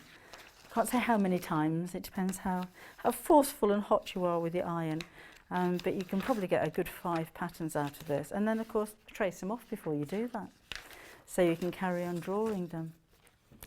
So there you go, your full-size patterns in there, your iron-on transfers in there, and your book with all of your step-by-step instructions are in there as well. And that's only £19.99. I've not seen that kind of in real life before. I think that is the most beautiful thing. So I'm just looking to see the shading on there looks like it's deliberate, but I think it's the fabric. The fabric's just shaded. But you could do a little bit of artwork on yours, couldn't you, to have that same kind of effect. Okay, that's that. We have more embroidery for you with our Kew Gardens book. Put that there. This is a big one. This is for those of you that are serious about your embroidery. And there's all sorts in here. There's very modern, there's fun, there's very classy, there's lots of flowers, of course. It's Kew Gardens. The Royal School of Needlework has brought this book to you. So they've been developing new techniques for you and innovative ways of embroidering. So this is like a whole, look. That's a big book, is it not? So the other one was Kew Gardens, wasn't it? Sorry. So you've got your materials, your equipment, how to frame up with different types of frames as well, how to position your design. I want to get on to the designs though. Oh, of course you've got your stitches and everything. There's loads of them, look. This is such a resource. You begin over and over again back to this book. We've even got the history of the different types of canvas work. And, oh, where's my projects? Black work. Oh, love the penguins. Oops, and the history of black work. I'm flicking on a little bit because I want to show you some projects. Right. So silk shape, that's nice. Here we go. Isn't that amazing? It looks like a photograph, doesn't it? Or a painting. You wouldn't imagine that's all been stitched. And then Under the Sea, Endless Ocean, that one's called. Just getting started with the vase. I think this is interesting to learn how to shade. So imagining where the light's coming from and where to put the highlights and the darker shades on things. But this is all explained, so you've got the natural shading there. More complex shapes and how to do those. I love poppies. Poppies are my second favourite flower. But you see a very modern look here as well. On the autumn, see that's curling around. It looks so three-dimensional. And then taking your work a little bit further. Oh, look. Oh, and the cat. Is that cat winking or has it just got one eye? I think he's winking. Oh, I love this gold work. This is amazing. Oh, these aren't projects, by the way. Don't look at that and think, oh no, I could never do that. You weren't intended to. This is a 19th or 20th century work of art. It's Indian, all made from silk. It's full of inspiration though, isn't it? Inspiration, information, education. And let's move on a little bit. So there's so many ideas for you. I love the crown. diaper couching. Not heard of that one before. Isn't diapers nappies in America? And combining different techniques. It's all about textures, and it's painting with your threads. On the stump work, we've heard of stump work. If you didn't know what it was, then you can take a look back through here at the history, see where it originated. Some three-dimensional things as well. Like that. Love the bee. Oh, and that one, look, with the berries, it's really kind of raised and textural. Wrapping pattern, I wouldn't have thought of that one. And we've got these different figures as well, so you could have a whole collection of those. Those would make nice jewellery, wouldn't they? And then white work. So there is so much in here, so much to learn, to inspire you. So we've got some drawn work and knotted work, cut work. I can't think of any other type of embroidery that exists, to be honest. Oh, so I think it's one of those books that you're just going to go to when you've got a few minutes, or you've lost your sojo and you say, I don't know what to do, or that my project needs a little bit of something, or I want to start a new hobby. And you know, we were talking earlier on with Yvonne about being relaxing and taking your mind off things. Embroidery is going to do that, isn't it? Because you don't need a machine for it either, so you can sit quietly. Adding beads and sequins, look. This book is only £25, and it is such an amazing resource. Silk shading. Look at those. They look like photographs. That's incredible. Oh, those penguins that I loved. No, we haven't gone into black and white. You haven't disappeared back to 1966. The monochromes look really good in those. So right back to the beginning with very simple stitches, and your basic stitches and things that you're going to use even when you're doing more complex designs, through to more complex designs as well. That is that's lovely. But when you've got the information, everything's achievable, isn't it? So you're going to be able to create your own amazing works of art.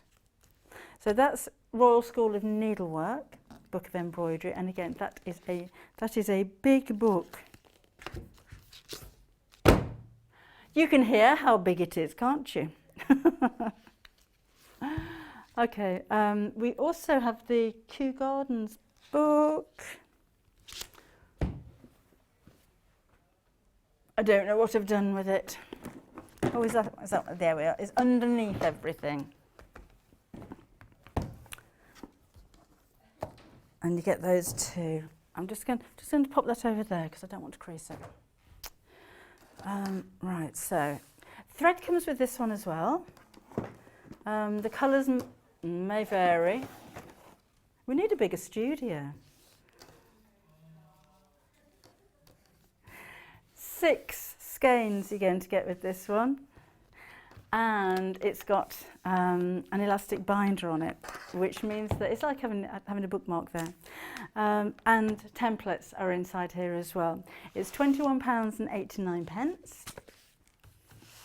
and it comes in a folder. So it's by Trish Burr. Apparently Cara Ackerman is a very big fan of this book. Love poppies, look at those.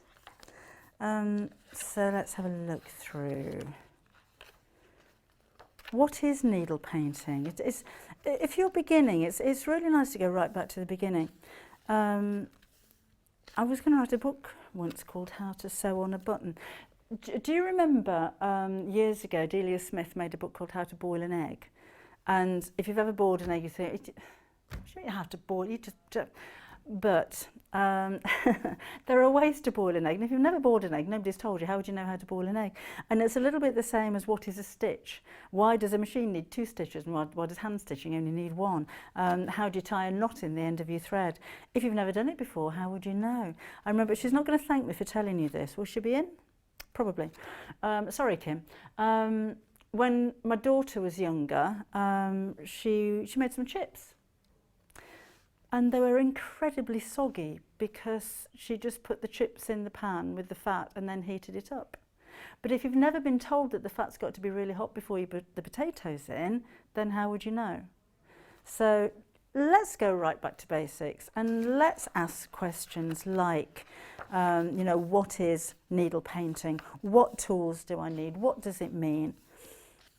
And the nice thing about having a book like this is it's going to tell you anyway. So if you know, when people feel a bit silly asking questions that they think are really simple, you've got the answers in books like this.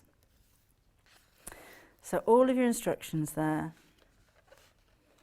And, you know, I could do that. I look at that and I think, oh, I don't know, that looks really complicated. But when you see it broken down into how you're actually going to embroider, it just makes it so much, it makes sense to me more.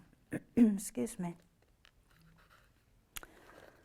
So I love a French knot. Oh, look at that. Outlining, again, doesn't that make a difference? That's what, like when if you're drawing and you have an outline, everything seems to pop inside it. Raised embroidery, oh, I like that. So simple projects. These are, oh look, oh, I thought they were caterpillars, they're pea pods. Oh, no, we've had an email from Kimberly, but I don't think it's mine. She says she's loving the show as always. That's nice, thank you, Kimberly. And she's feeling very inspired by the embroidery patterns books. That's what we're here for, isn't it? We'd like to give you a little bit of inspiration. She wants to know what the best fabric is to use for embroidery. Let's have a look, shall we? I think a fabric that has a loose weave on it is going to be easier to sew through. I wonder if it says in here. Osnaburg is very nice because it's got quite a loose weave. I like using linen, to be honest. Linen being a natural fibre. Ada, we've had a question. Ada's the kind of fabric that you do cross stitch with. So it's got like bigger square holes, and you can get a linen Ada, and there's two different types I can't remember. We'll have to get Jane Green off him. But I think they're more cross stitch. That looks like linen to me. I think she's all used the same all the way through this book, actually. That all looks like linen. Let's have a look at fabrics. Trish, if you're watching, come on through and let us know what your best fabric is. Useful advice before you start, outlines, tools and materials. It should be on that one, shouldn't it? But I think you can embroider onto anything. Pure fibre, oh, close weave. Oh, now they're suggesting the fabric has a very tight close weave. Oh, but if it's a heavy fabric, oh no, it's explaining what close weave is. I thought, oh, I've got that very wrong. Linen, yes, she uses linen. It's a fabric of choice. She can use cotton, a good quality cotton muslin, also known as calico, or Osnaburg, which is a better quality, can be used. Silk and satin, good quality silk and satin, or backing fabrics. So there you go, Kimberly. We do have some linens on the website. Do you want to have a look? Just put linen into the search bar and that should pop up. Some of these look like photos, don't they? Pansies have always got happy faces, aren't they? They're smiley flowers, if there was such a thing. That's really pretty. And, oh, the bee. You could almost stroke it, couldn't you? We were stroking worms in the garden the other day. We were doing a bit of weeding with my 3-year-old granddaughter, and we dug up a couple of worms. There's a little one and a big one. She says it's a mummy one and a baby one. Oh. And there was a tiny, tiny little snail there as well. And they all live in the soil, you know. She's terrified of spiders though. I like the grasshopper too. Carnations. I like pinks, they're one of my favourite flowers as well. Like little carnations, aren't they? Pinks. Camellia. But it's very cleverly laid out, so you know what you're working towards, and then you've got your painting by numbers kind of effect. And in the front of here, because it isn't a fold, so the book does come out if you want it to. You've got some of your transfer papers in there as well, so those are included. So you don't need to go out and buy any of those. So there are 11 projects. Heavy book.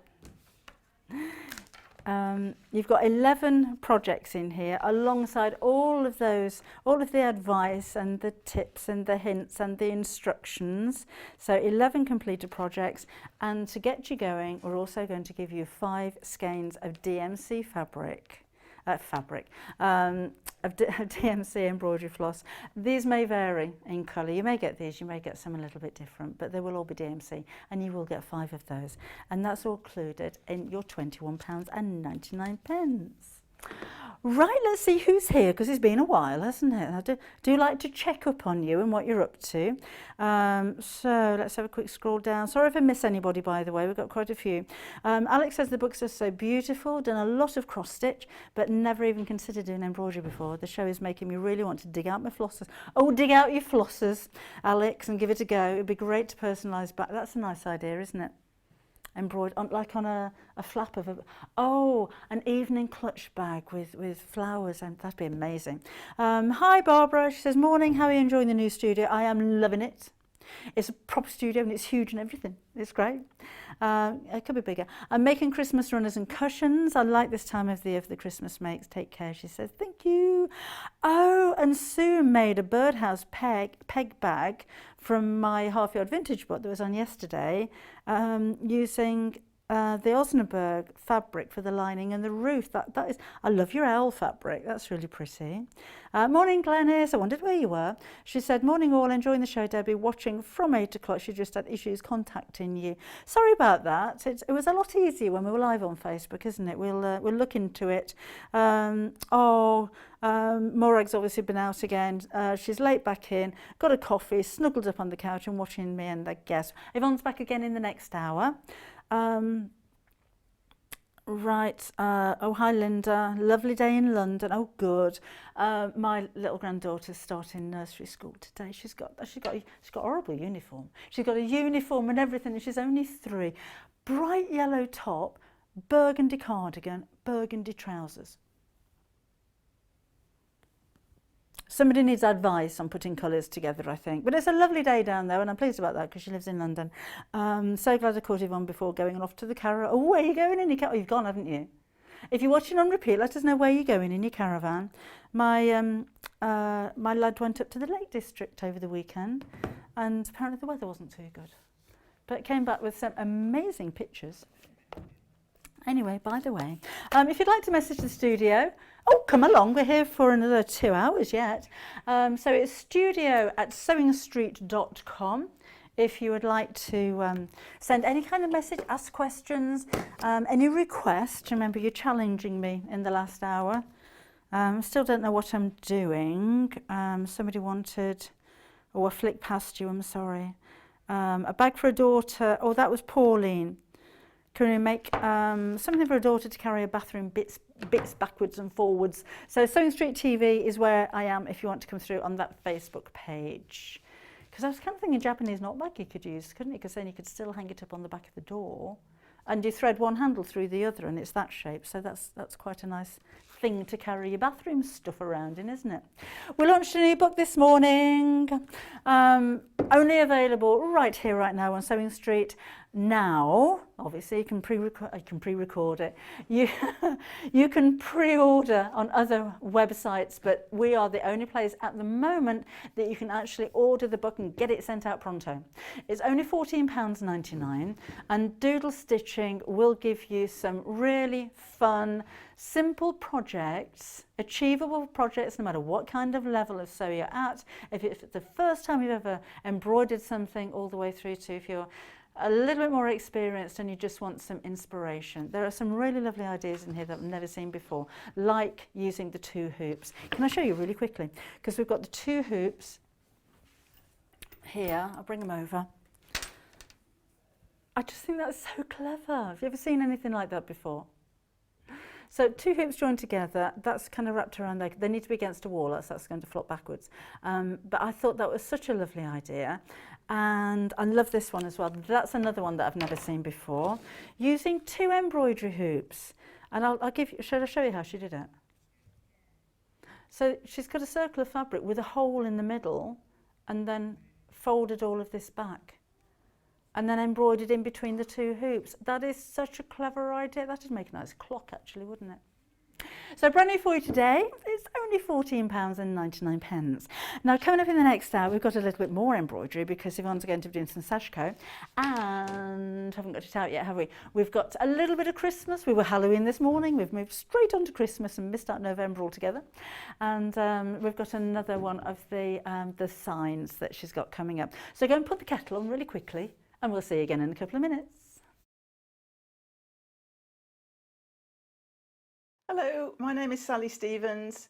I'm from Worcestershire, a little town called Upton-upon-Severn, which is a lovely little riverside town. And not far from there, I also have a little sewing studio, so I can work and leave all my mess left out when I'm preparing projects and quilts and so on. My speciality is in fact quilting, patchwork and quilting, and I probably started that when I was about 14 years ago. So as I often joke, that was only 7 years ago. In fact, it was rather a lot longer, but I've always enjoyed crafting, and patchwork really hooked me and I love it. So now then, what can I tell you? Something you may not realise about me is that although lots of you have seen me many times on Sewing TV and at classes, because I teach as well, I also do a lot of unpicking. So don't be afraid ever if you have to unpick things, so do we. It's not a problem. We all have to start somewhere, and sometimes you get a bit cocky and think, oh, I can just do that without pinning or without this, and then you think, should have paid attention to my own words. So some sewing tips for you. That's one, keep a seam ripper handy. That will always be your friend. And another one that I think is very important, whether you're a beginner or more experienced, when you're sewing something, particularly for the first time, a new technique, slow down. There's no rush, it's not a race. Have a little practice with spare fabrics if you've got them before you use your best fabric that you've just purchased so that you get your techniques just right. But also slow down, take your time, watch what you're doing, think about what you're doing, and read the instructions. That's always very useful. So what can I say? I've been asked to say what my claim to fame might be, and I would have to say, in all honesty, being on Sewing Street.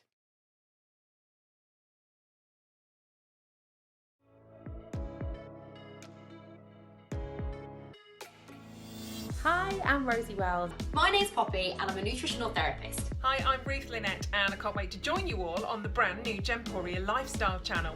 If you're a fan of primal living, you're going to adore what's around the corner. What is lifestyle? Lifestyle is healthy habits. Feeling good, it's about looking great. Making sure that we're taking good care of ourselves inside. And it's about the life that you lead and the home that you live in. All of this is why I'm so excited. We've got the most wonderful team. Homeware deals and primal deals under one roof on one channel. I can't wait to share this brand new channel with you. So we'll see you soon on Gemporia Lifestyle. Gemporia Lifestyle, coming soon to Freeview Channel 74 and gemporia.com.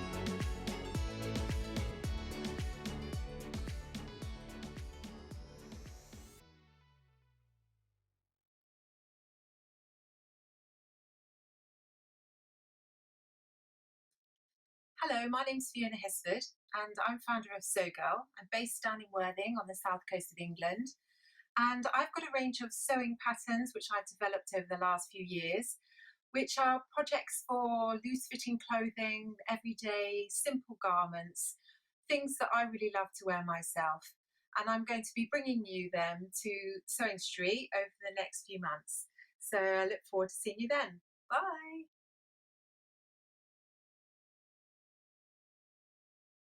If you'd like to get in touch with us during our live show and send in any messages or any questions, then you can do it on studio@sewingstreet.com. Alternatively, you can message us on our official Facebook page.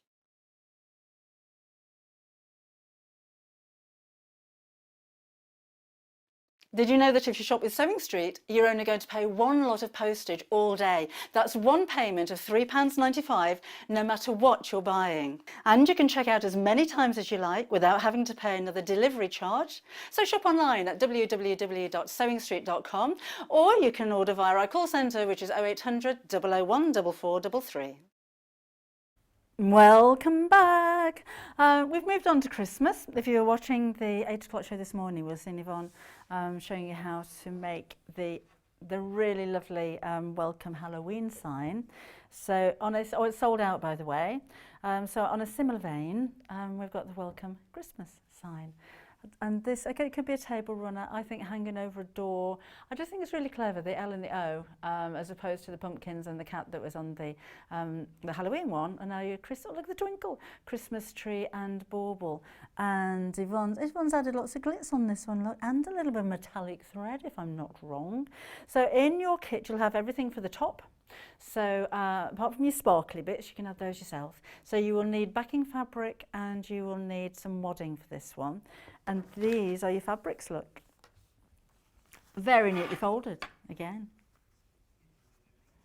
So I'm trying to keep them neat because I'll never get them like this. Traditional reds and greens with your hollies and your berries. Foiled fabrics as well with the green scroll and the spots. We've got very modern with the stars on baubles and mistletoe. This one's foiled again. It's not a shiny sparkly fold, it's very elegant, very gentle. And then Christmas cones. And I love the golds and the creams. It looks really sophisticated. Bit of plain red in there, and then you've got your the cream colour with the scroll on there as well. So all of that, including your pattern and instructions, are £15.99. Now, because you've got your pattern and instructions already, when we go over to Yvonne, just have a look behind her because she's got some more ideas as to what you can do. So when you've used the pattern for Christmas already, what have I got? There was a moment there. It wasn't there earlier. It wasn't. But this is your design, isn't it? So you don't get the instructions for this. It's another idea of what you can do. Whenever you have your basic pattern with your letters in there, then all that you're really left with are images to replace two of the letters. So of course you can do all manner of things. This is a sort of 4th of July version here. I have one at home that I didn't bring that has a Japanese theme to it.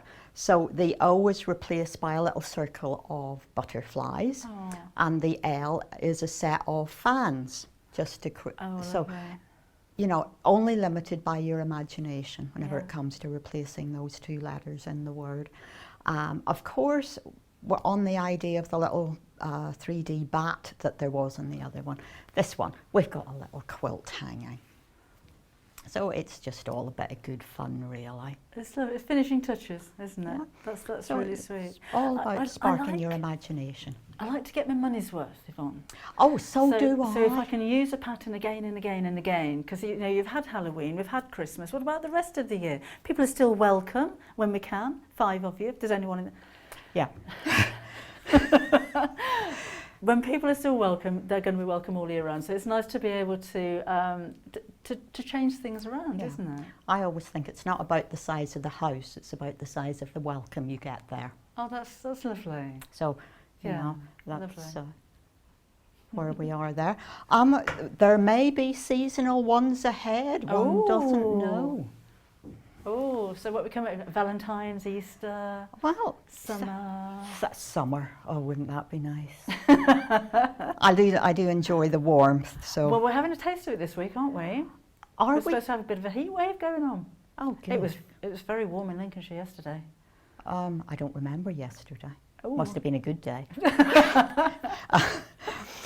No, it was. The sunshine was out yesterday. So yeah, I love the warm weather, but I like winter clothing. Oh no! I don't know. I like all the layers warmth, and the jumpers, but I do like. You noticed the waistcoat? I did notice the waistcoat. Yes. Yes. So I've gone to the more elegant black and silver, which can do Halloween or Christmas. So we've got some stars and things. Yeah. How many waistcoats do you have?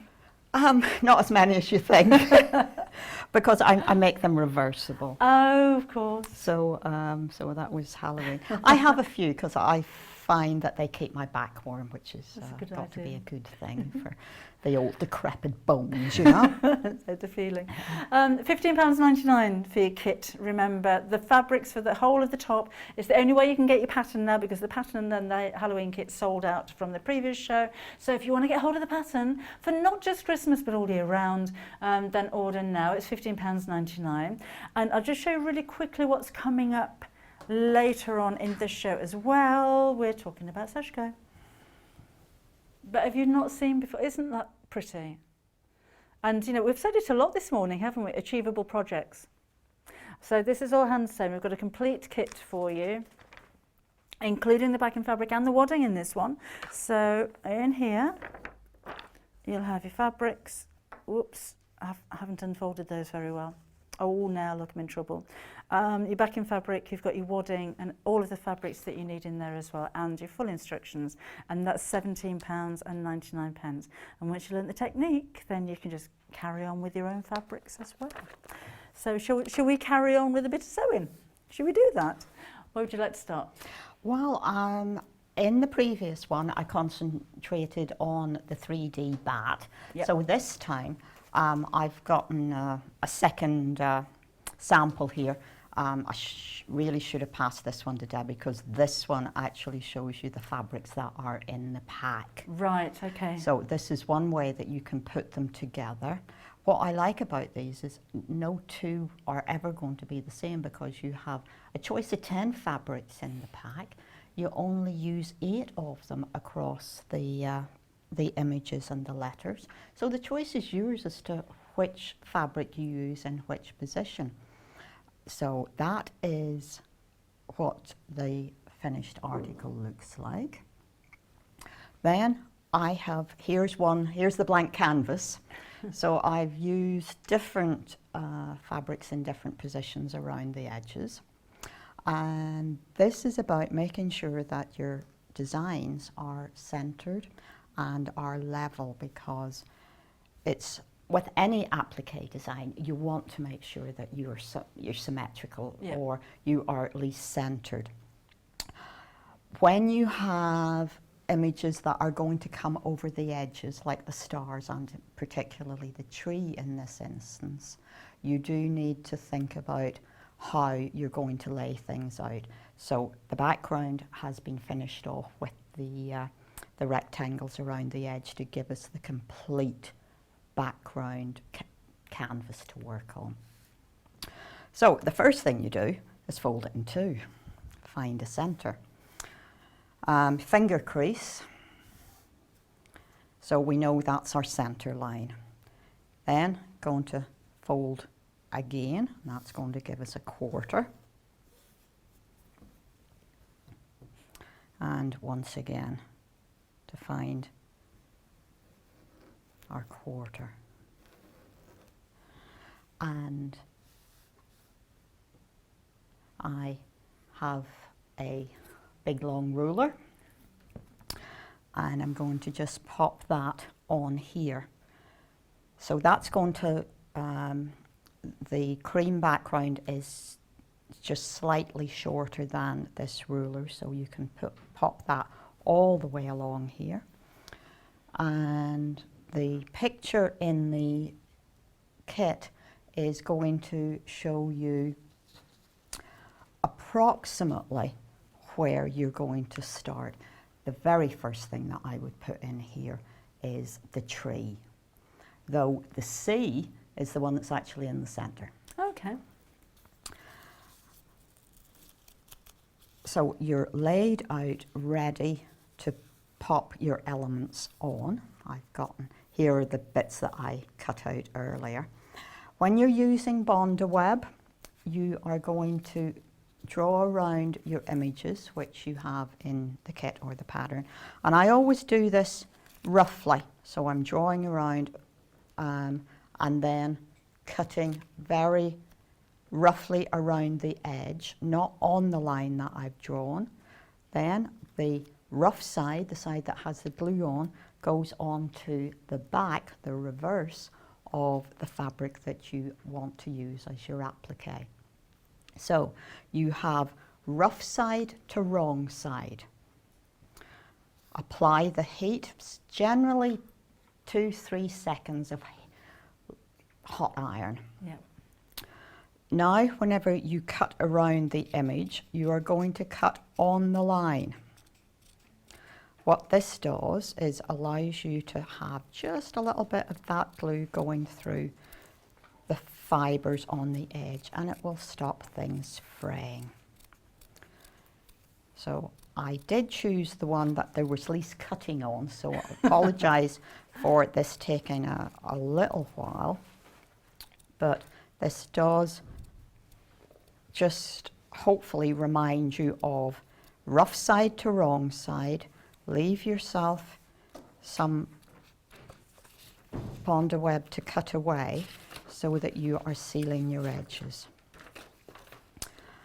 Whenever you have your rectangles cut around the edges, you probably want to consider which colours you are going to use for your images.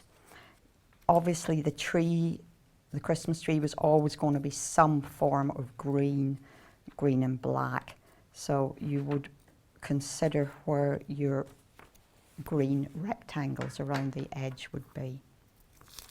Just to mention as well, when you see the patterns, yeah, full-size templates. They're full size and the letters are the wrong way round. Already That's reversed. not a mistake. One of my pet hates is not having full-size templates, where you have to go and try and find somewhere I to... wouldn't know where to go. Enlarge by 200%. Or 205 or something Yeah. really ridiculous. So our templates are always full size. When it comes to peeling the bond of web off the back, try and preserve your edges. So start, if you're having any difficulty taking the papers off, which so far is going well, just score with a pin. Yeah, score with a pin and pull from the inside out. Good idea. Because you do not want to be, oh no, this is where I find out whether I can spell on the television. And now we have bond of web on the website. If you haven't used it before, it's not actually sticky at this stage, is it? no, at this it is applied using heat. So at this point, at home, I would move myself to my ironing board. Otherwise, things do tend to move until they are stuck in place. So I start with a W. Now I'm going to pop my ruler back in place because I want my letters to be level. Don't want them on the wonk. We don't want a wonky welcome, do we? No, I think it might be on the way out, but not on the way in, perhaps. So I need a W, then I need an E. Remember, so you've got two E's. You've got two E's. I don't like to interrupt you, Yvonne, Please. but I do need to let you know that we're going to sell out very soon. We are down to single figures for the kit, and that's 12 minutes into the show. So I'd give it another 5 minutes and it'll be gone. So if you do want to order the kit, can you please do it now? If you're watching on Sky, you can pause it live, can't you? And then come back again and carry on. Or you can have a look on YouTube later on. Can you pause YouTube as well? Didn't know you could do that. So you can pause, go and place your order, and then come back and have a catch up with us. But just wanted to let you know. Yeah, just think they can have us on rewind. So I've got a W and I have an E. Now I would normally have an L, but we're going to have a Christmas tree. Now, the Christmas tree is a tall thing, so he has his little pot. Oh, I'm so pleased this bond of web is coming off so easily. So the pot is going to go right down against the edge of the border. At this point, everything is movable. Okay, I've got to pop my C in there. This, of course, is whenever I forget and haven't taken all the paper off all the bags. But now, to make sure that you do get the whole word in and get it spaced, the bauble is actually up in the air, as baubles would tend to be. So I have my ruler at 1 inch from the edge there. So my M needs to come up. I probably need to... Now all of this you can gauge from your centre line, your quarters that you've done here, and your 1 inch from the bottom. So you have a grid that you're working to and from. So my E needs to come up, M's looking okay, C definitely needs to come up a bit. So my bauble needs to move over. The other thing about putting the border on before you do this is you have already taken away your seam allowance, so so it's easier for you to know where your edge is for placement. So this is looking pretty okay at the moment. I'm going to pop my bow on there. I do like your fabric choice as well, Yvonne. Thank you. Really traditional, isn't it? Well, the best, you know, the easiest way to choose is to choose what you would like yourself. And I would love to stick with the traditional greens and reds, and then a bit of glitz. Yeah. You know, the red is a lovely warm colour for the time of year. Now, where you put your, you can do as many little stars as you want. I have put, 2 on this one, plus the star at the top of the Christmas tree, but you could put 3 or 4 on, it doesn't matter.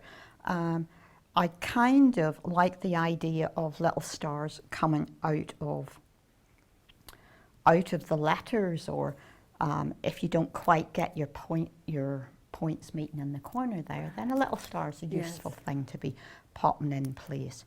In fact, you know, we could have a large star there and a smaller one here. You know, the design element is the fun bit. We have sold out now, by the way, so you can unfreeze us now. Oh, right. But thank you for placing your order. I'm sure you're going to enjoy making these. And of course, I'm just going to. That's right. And yeah. Oh, have I taken? You know, I knew I'd do it. I didn't take the paper off the W. So this is where you scratch and you peel. Okay, that way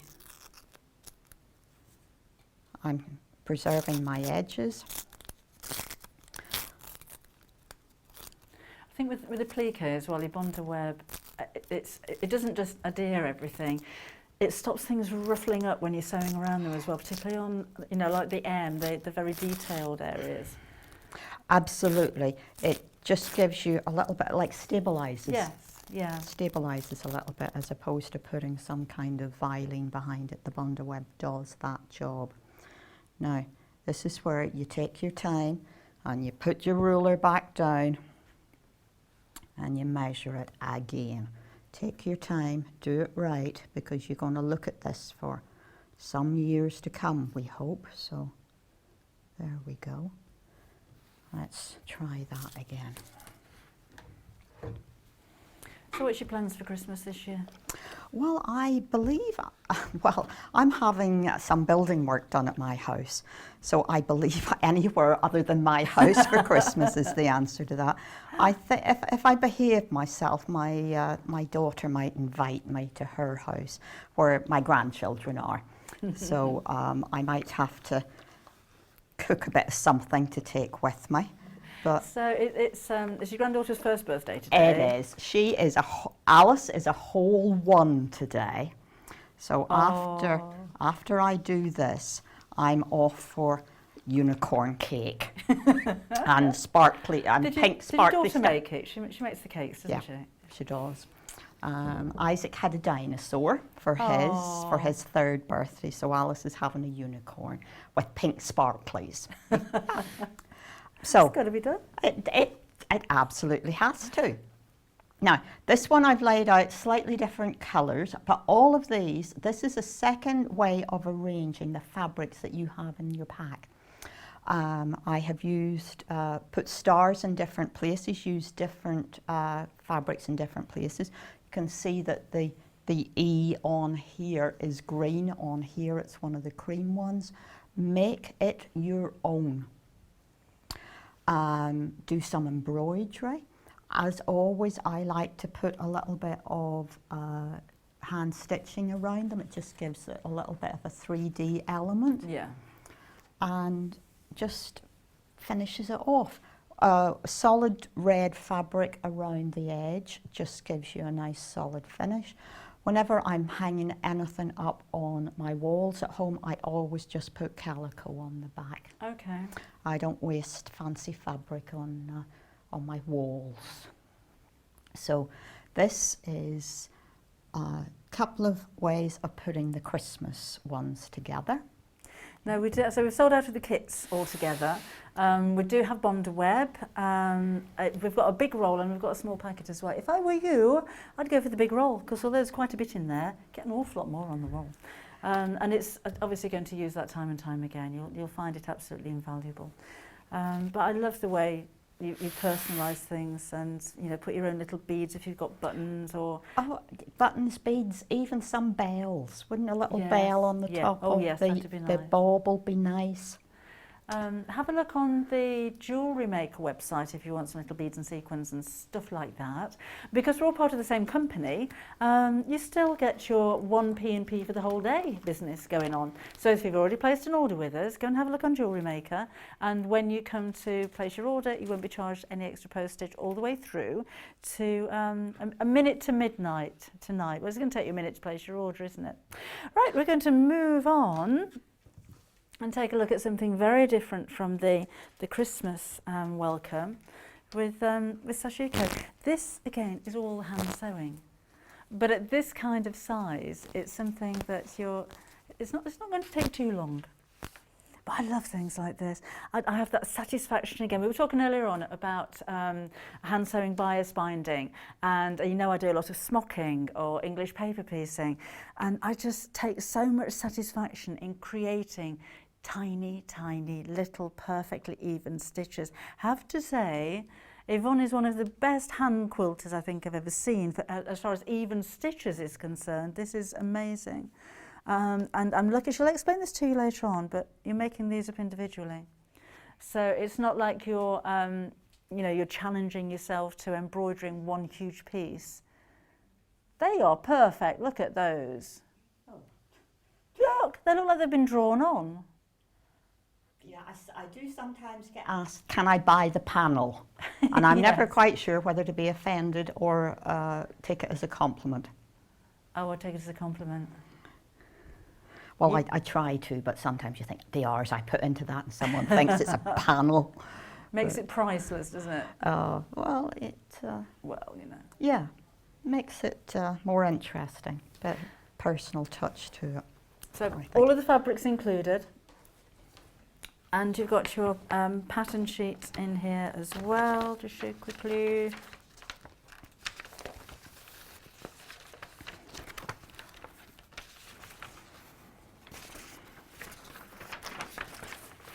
Your patterns, and those are your fabrics. And the backing fabric and the wadding is all included in this as well, so you only need some thread. £17.99 is the price for those. Before we go over and see Yvonne, if you're going to order, can you do it now? Because we're going to get an awful lot of people saying, well, I was watching the demonstration and it's sold out. And it's happened a lot today. So if you want to order, off you go, place your order, and then you can come back and watch the demonstration and know that smugly you've got yours, because there will be people that are going to miss out on this one, I'm sure. So you must have a lot of patience. With certain things, yes. I find it very relaxing to sit in hand, and I do like to fiddle with things. Yeah. And this I find very relaxing. The as Debbie's just said to you, the construction on this is individual hexagons. So again, we're going back to a different way of forming hexagons, not just over papers.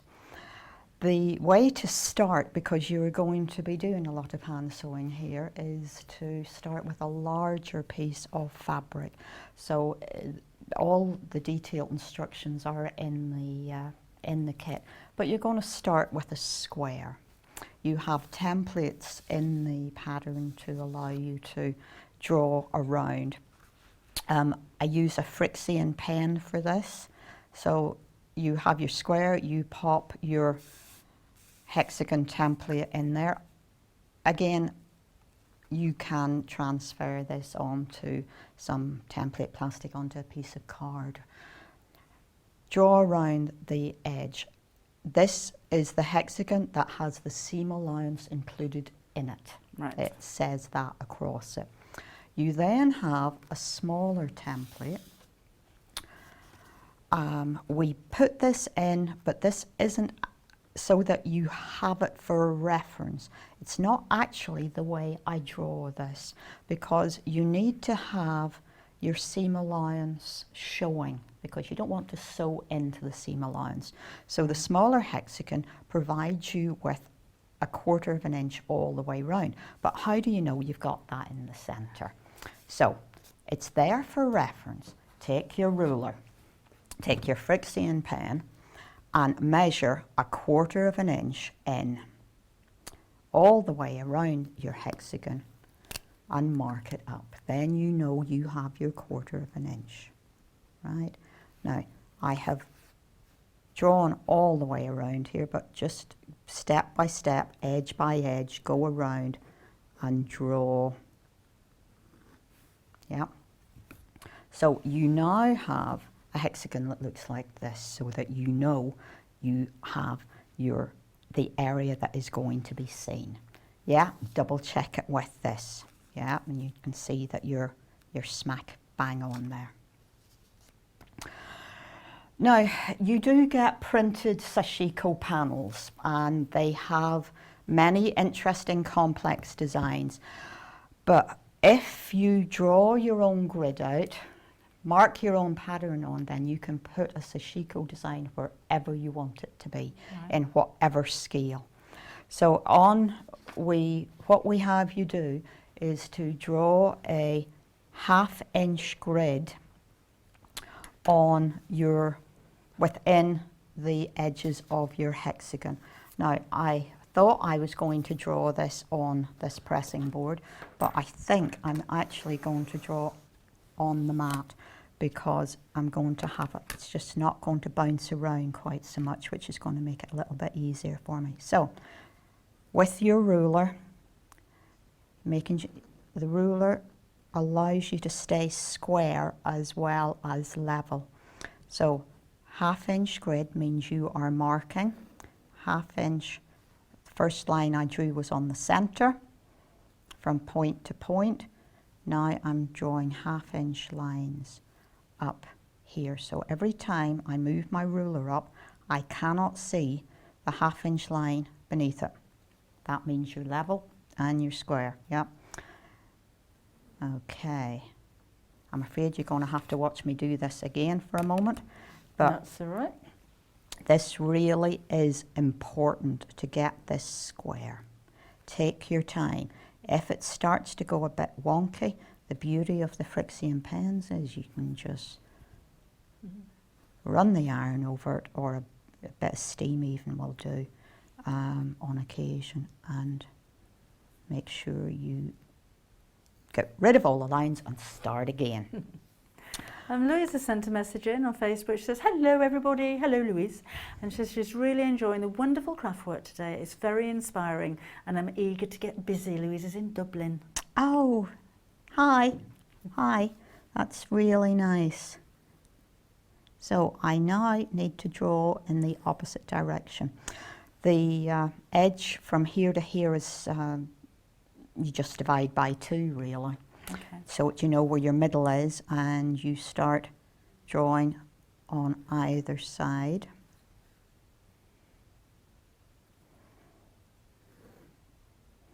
There are 3 different designs in the pattern. The first one, and the one that I'm going to show you how to draw because it's the most difficult one, is English wine glass pattern. It amazes me that from one side of the world to the other, the same designs have come down through the sewing traditions. The Japanese have this as a pattern, the name of which I can't pronounce, so I won't embarrass myself. But for us, we would call this the English wine glass. Oh, right. You know, where you put your wine glass down, form a ring, put it down again, form another ring. Oh, yeah. Okay, I was thinking it's a lotus flower, surely, but yes, I see what you mean. Yeah.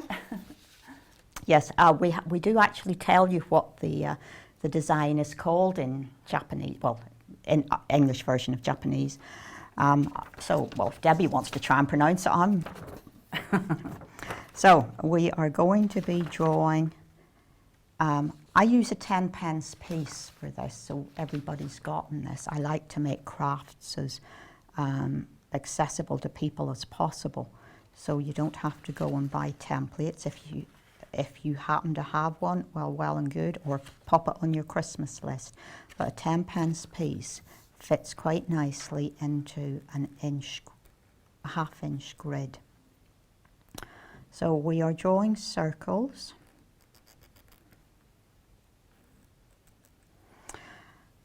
And that one didn't come out. There we go. So the key to it is the next line, not the first line. So we are coming down one square and drawing round that, so that every time we put our circle down now, we are creating those ovals or leaves. Okay. And so you go around all of the, filling in the whole grid. Okay. Okay. And you come down one square and across one each time. So if I just do that, that should allow us to start seeing the complete circles.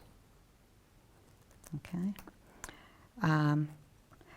Traditional Sashiko would have you using Sashiko thread on quite coarse indigo fabrics. The Sashiko thread is too thick to use on ordinary cotton weight. It just, okay. It's like very fine string Sashiko. Yeah. You know, it's good quality, but it's that thickness, and it would just completely. You couldn't let it lie. You couldn't get it to lie flat on this. So what I use, and again this is about being accessible, is embroidery thread. You've all that vast range of embroidery threads that you can choose your colours from, and you get the choice of using 1 or 2 strands. If you use 2 strands, it's a bit more like the traditional Sashiko, where you have that little grain of rice, little bubble, but being me, I end up using 1 strand. Whenever you sew Sashiko, you sew straight lines or lines. You do not sew circles. So if you just look here, you can see that I've done these like chains, these links. Oh, I see. Yeah. So you're not having to try and match up stitches to complete the circle. Yeah. So you're doing these chains. Because you have a seam allowance here, you can start with a knot in your seam allowance and finish off in your seam allowance. So again, if you want to have your stitch and your space as even as you can. You want to take more than 1 stitch if you can, because that gives you a better line. And if you possibly can, the trick is to move the fabric, not the needle. That's a good tip. Yeah. And my my hands are not as steady as they usually are, but we will just continue sewing. Now, as I said, this is the most complex of the designs. So that's the one that I've shown you how to draw out. So if I leave these here, that might be useful if you're watching back. If you are if you're moving on to the bamboo leaves, then just cut out the little template that is in the pattern and draw around it. You do have a little bit of freehand to do, but it's not very much. And you can always fold that bit back, and that gives you your central leaf. Then all that you have to do are a few freehand lines. So it's not difficult. I can't draw for love nor money, so if I can do it, you can do it. My skills lie in what I can do with a needle and thread, not with a pencil. This particular one I have stitched up, and this is a net. Well, the English tradition. This would be an apple core design. Yes. Yeah. What I've done here is I have left the grid in place behind it, so you can see the grey lines, and then you can see the stitched lines over the top. This is the magic bit. I love leaving it like this and then taking the iron and making all those lines disappear. Oh, I just love that. And now you can see more clearly the apple core. So you are making 2 of each of the designs to go around the edge of the central hexagon to make this table centre, because I thought to myself, if you're going to put something in the centre, it doesn't need to be as fancy as the edges, because if you're putting a plant or a candle or something. So all I've done with it is I have drawn my half-inch grid. So on all 7 pieces, the first thing that you do is draw the half-inch grid. I've marked my 1/4-inch seam allowance, and I'm going to quilt along the lines on this particular central piece. So I'm just going to stitch through those. But I thought, let's do something different with it. And I have used a different way of putting the edging, the border around the hexagon. Yes. So it has obviously 6 sides, so 3 of the sides I have done in one colour. The other 3 sides I'm going to use, in this particular one, I've used a little floral one. This is not the same as you have in the kit, because we were keeping all the fabric for the kits, and I thought, okay, I need to do something similar but different. So like we did with our larger hexagons in the previous show, we are using a length of fabric, not cutting it before we have attached it. So going to sew along there, pull that back and cut like we did earlier, providing I can make the machine move to where I want it to move. Hey, how about that? Oh.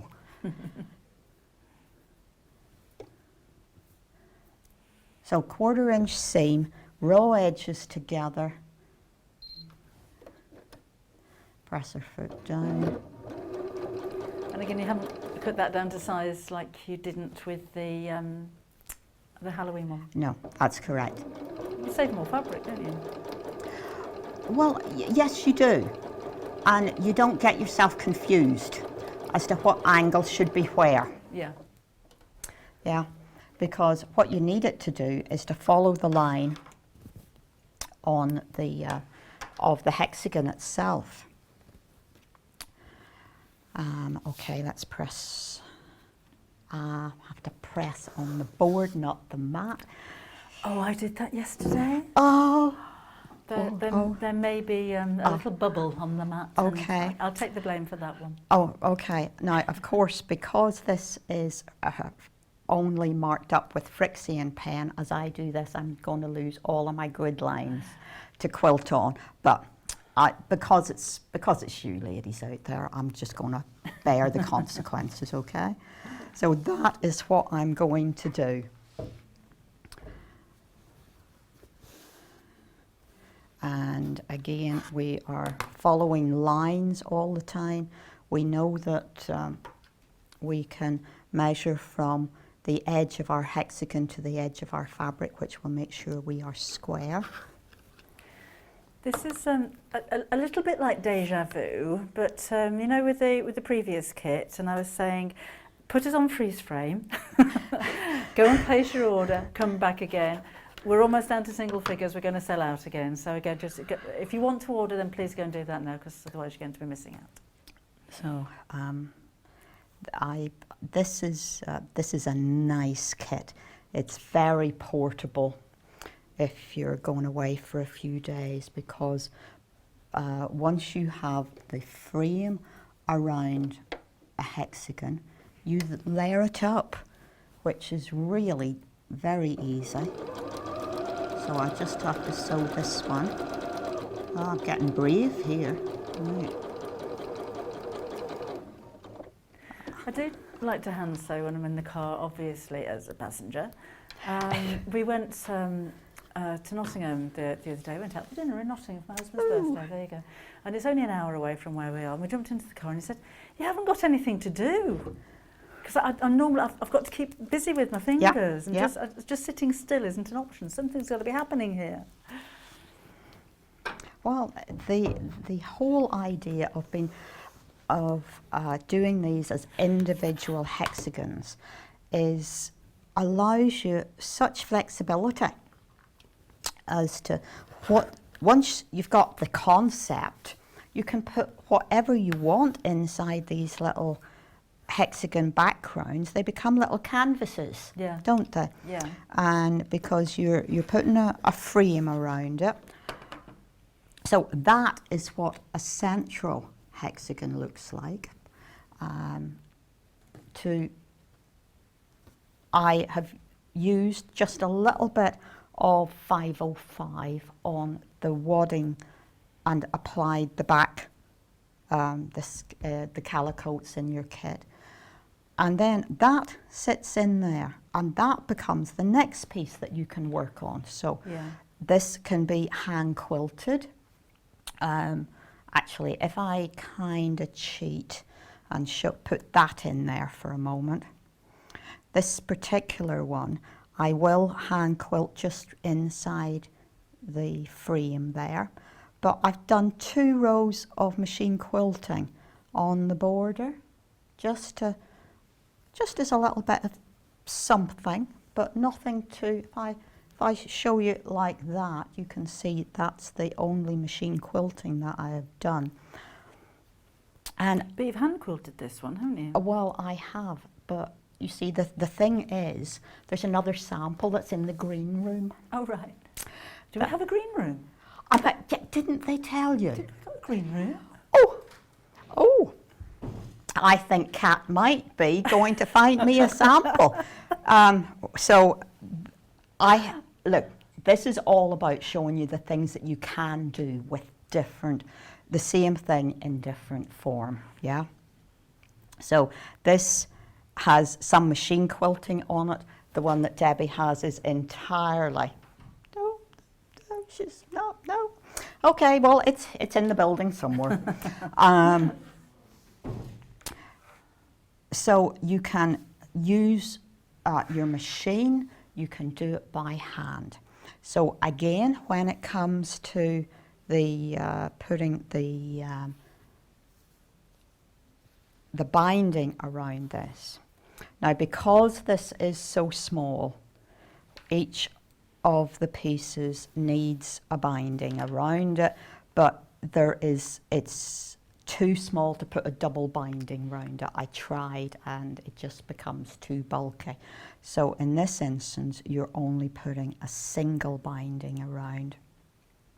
So you've done your quilting, you've kept it in the square until you have finished your quilting, because again, you've had a lot of hand movement with this. Can I just skip back a little bit? When you embroidered the wine glass one, did you just go through the fabric, or was the wadding behind that? I just went through the fabric. Just the fabric, okay. Because then, when I'm hand quilting, if you just run your hand over it, I have hand quilted through certain lines, not all of it. Yeah. And you get this wonderful texture.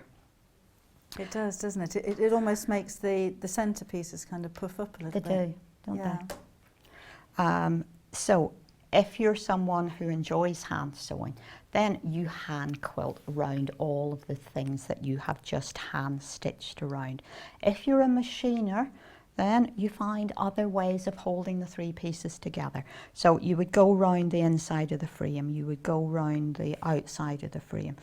And what I think about this particular piece is it's really quite minimalist, and I like not having a lot of visible quilting on it. I just like there's three colours, there's cream, there's the grey, there's the navy. The sample that Debbie has different colours in the embroidery threads that have been used to quilt the designs. The picture that's on the front, I think maybe of the pattern, that might be all the one colour. Oh no, it's this one. Okay, well I'd say there's a mysterious sample somewhere, and I've done all of those in one colour. And then for the purposes of letting you see things on here, I've used the bright turquoise colour so that you could see the stitch. So just different effects using different colours in different positions.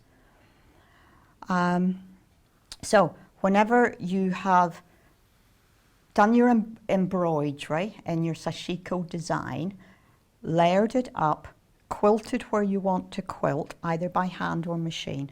I always do this still on a square, so I'm going to trim back, and this allows me to remain square, well, hexagonal. You know, my edges are going to be the frame is going to be the same size all the way round, because I'm going to cut it so that it is so. Then that takes me to putting the binding on. Now this piece has been in and out of a bag a few times by the looks of it. So one layer of binding in this instance, the usual 1/4 inch seam, and again we're up to this 60-degree angle. Oh yeah. You see, we know hexagons have 60-degree angles. So well, it did, but we got there.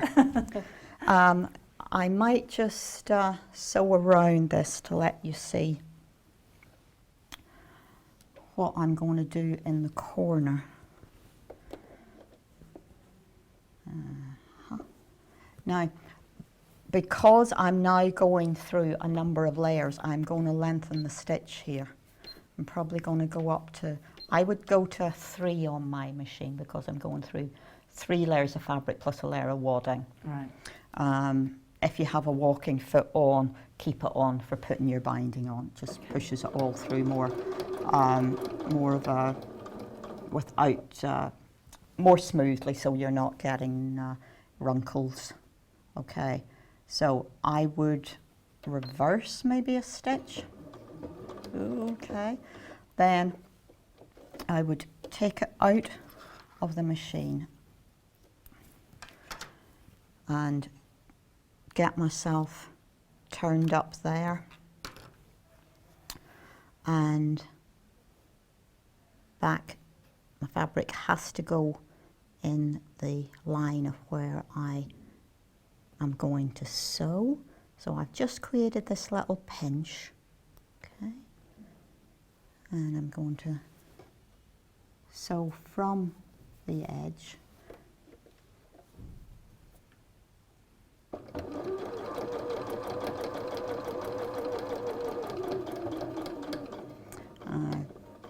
I'm aiming to stop 1/4 of an inch from the edge. Might be a little bit closer than I would normally be. But I was thinking, Yvonne, as a table piece, you could leave the centre one out if you've got a candle or something like that to go in the middle, couldn't you? You could do. The centre one stabilises it, of course. Oh, okay, right. But yes, I take your point, because, you know, lots of hard work to put a plant pot on top of. but yeah, that's why there's not as much stitching on it. Yeah. I haven't turned an edge in here. All that I do at this point is I use, having sewn my 1/4 of an inch here, I know that I've got 1/4 of an inch left over there, and I'm just going to turn that like that. And I would not usually put a pin in this. I would just turn it and hold it as I was stitching along it. But I suppose this is the opportunity to use pins or those little clips that I've never really gotten into yet. Haven't you? Not yet. I see their uses, you know, and I see lots of people using them. The one time I did have a play was I was having a play with some cork fabric. Oh yes. It's really good cork fabric. It's interesting to use, isn't it? I like the... We ought to look at getting some of that in, because it's, I mean, the cork trees benefit from having the bark taken off them for a start. Absolutely. It's such a good thing for but it's the economy. waterproof. Yeah. It's incredible fabric. And it doesn't fray. No, no. So all I'm doing here is showing you how a corner gets turned on the reverse side. And it's grown mainly in Portugal. Yes. And in Ireland actually as well, isn't it? I'm not sure about that, but certainly it was all about the fact that winemakers stopped using corks. Yes. And went to using screw tops. So the industry had to find some use for, well, had to reinvent itself really. And that's what they've come up with, which is jolly good for us. So you continue doing your hand stitching, enjoying yourself, making these en route to wherever you're travelling, waiting for people as they go to and from ballet classes. I've done a lot of sewing in those circumstances. Waiting outside guides and brownies, yep. All of this can stay in one container all the way through. And it's only whenever you get your hexagons made that you then, oh, this is going to prove interesting, because I don't have anything that is actually on this show to show you how to sew this together. Okay, so this potentially might be a show in the future, so let's look at the fact that what we're going to do is to put them face to face and stitch them together just with an over stitch, yeah? Yeah. So you're going to be going through here, and how about this for contrast? Look, this is what you're wanting to do. You want to be doing I just use one strand of thread because two just tangle on me. And I'm simply doing a whip stitch. I would call this a whip stitch. I think some people call it an overcast stitch, maybe. I'd say whip stitch. Oh, or good. Over-edge stitch. But yeah, whip stitch, I think. Yeah, same thing. Well, this is it. It's just, you know, different names for, and you want to be getting quite a few stitches to the inch. You want this to be held together really well. I was looking at your stitching on here. Yvonne's the most amazing stitcher. Not only does she have all of the hand stitching perfect, these whip stitching on the back. It looks like a satin stitch. You've got them so tiny and so close together. Well, it has to hold together. I find this quite relaxing, though my fingers don't like doing whip stitch very much, Look at to that. be honest.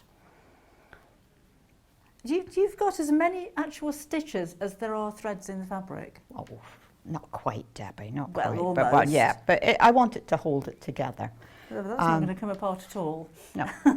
So let me give you a sneak preview of maybe of something that maybe we're doing in the future. Oh, in those fabrics? Yeah. I love those fabrics. This is the really soft UVPC. Yes. You know, I'm not sure that's the, but that's quite amazing. It looks quite distressed as well with the cotton fabric. That is gorgeous. Joe, sorry.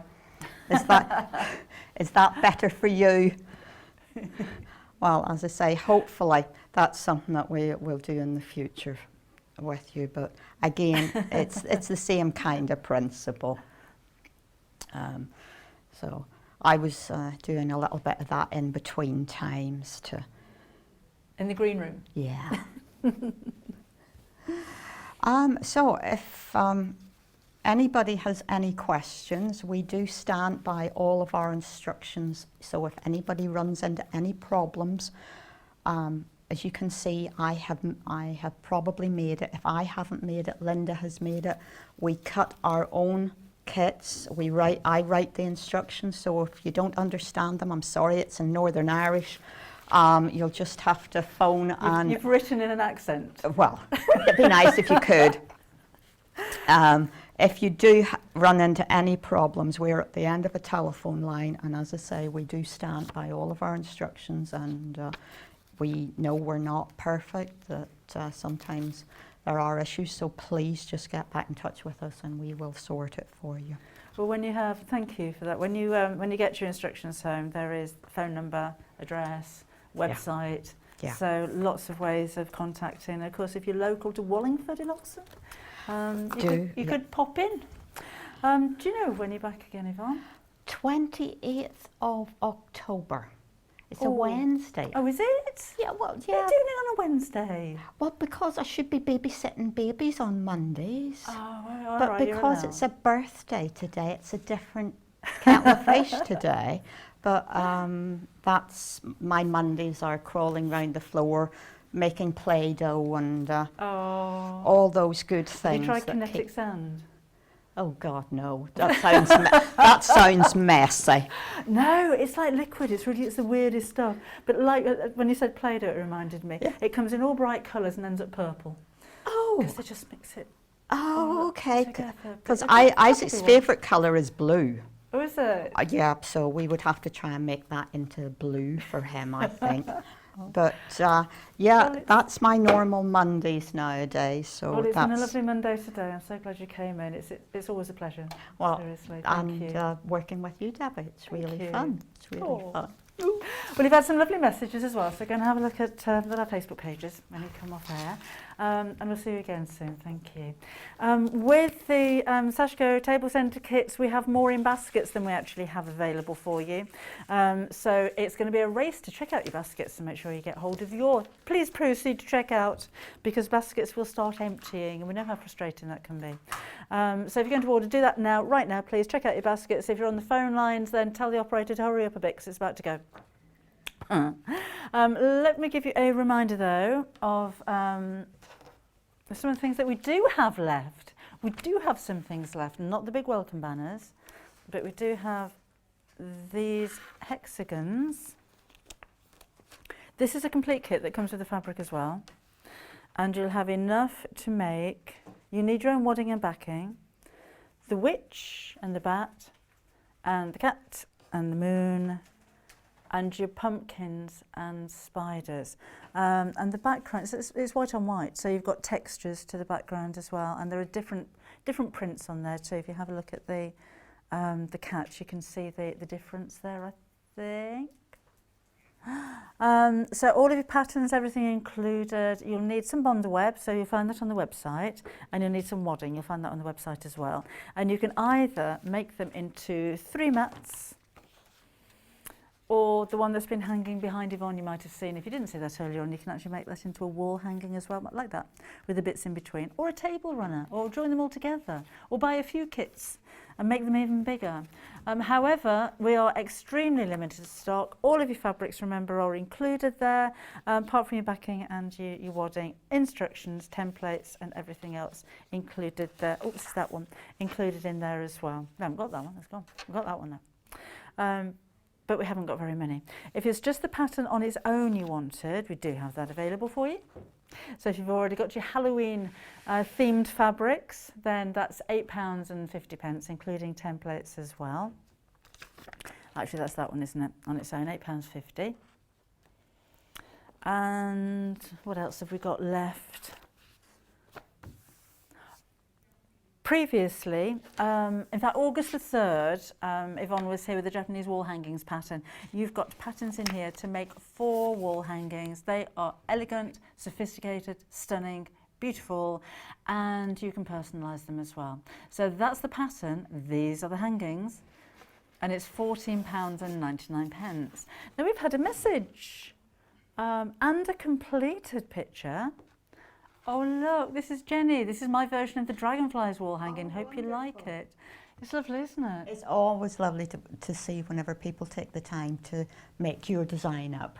It just gives you a warm feeling, doesn't it? It does, it really does. I really appreciate that. And the nice quilting that she's done, the Sashiko links that she's done around the edge there, it's gorgeous. Oh, thank you, Jenny. Any more pictures if you want to send them in of anything you've sewn? Anything you've sewn. We'd love to see those. You can email us or you can drop us a message on Facebook. So just got my heel caught in the store. That serves me right for sitting down and being lazy. This is the Home is Where the Heart Is pattern and kit. So fabrics included here. Need your backing and your wadding again. And this will make a really pretty kit that again you can personalise for just £16.99, and this is it. So what a lovely gift that would make. I'm thinking people moving into a new home or Christmas presents even. That would be sweet. And Linda has messaged in this time. And she says, hi Debbie and Yvonne, my first attempt at applique. Lovely make. Thank you, Linda, in the Scottish borders. Yvonne, when I first glanced at that picture, I thought it was yours. Well, she's done a really nice job, hasn't she? Beautiful. Oh, thank you so much, Linda. I really appreciate that. Oh, thank you for sending those in. Okay. We're just about out of time. I've only had one challenge for Challenge Debbie, so I think we'll go ahead with the Japanese knot bag that Pauline can use for her daughter to keep her bathroom things in. Maura's making face masks today. She says, loving the demos, thank you. Okay then, so I'll go and get ready for a bit of bag making. Please check out wrapping. Check out your baskets, and I'll be back with you in a few minutes' time, and we'll be making a bag. See you in a bit. Hi, I'm Debbie Shaw from Sewing Street, and these are my 5 top tips for successful sewing. So, number 1, always use a good quality thread. A good quality thread will keep your seams stronger and also help to prevent lint building up inside your sewing machine. Tip number 2, if your project isn't going quite according to plan, put it down, walk away from it, come back again the next day, and you'll probably find that things don't seem half as bad as they did. My tip number 3, never throw away your sewing machine manual. Always keep it to hand, because you're going to find hints and tips, techniques and troubleshooting in that manual. You'll miss it if you lose it. My tip number 4 is to read your pattern instructions before you even cut out your fabric. Different manufacturers of patterns will give you different instructions, different ways of constructing your garments and different seam allowances. So to have a successful garment, you need to follow the instructions precisely. And then tip number 5 is don't give up. Every professional sewer sewed their first seam. Every professional quilter quilted their first quilt. Every professional quilter sewed their first line of wonky stitches and had to get out the quick and pick. That's no different to you. So I hope you find these useful. If you want more hints and tips, then why not go to Sewing Street on channel 74 on Freeview, on Sky 670, and of course we have a YouTube channel where you can catch up on previous demonstrations. We'll see you soon.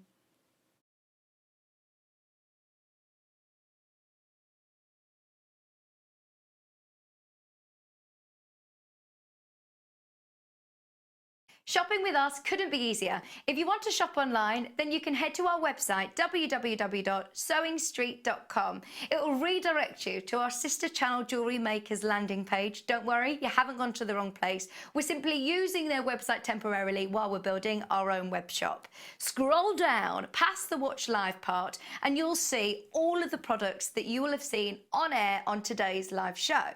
You can also shop our catalogue by clicking a category, clicking a product to view closer and adding it to your basket. Once you're ready to check out, you will need to create an account, which is absolutely free to do so, but it will mean that you can check out on as many orders as you want throughout the day with still only paying one postage and packaging. If you'd prefer to speak to somebody in our UK-based customer service team, then you can do so via the free telephone line number 0800 001 4433. They will not only help you create an account, but will also help you with any of your online shopping.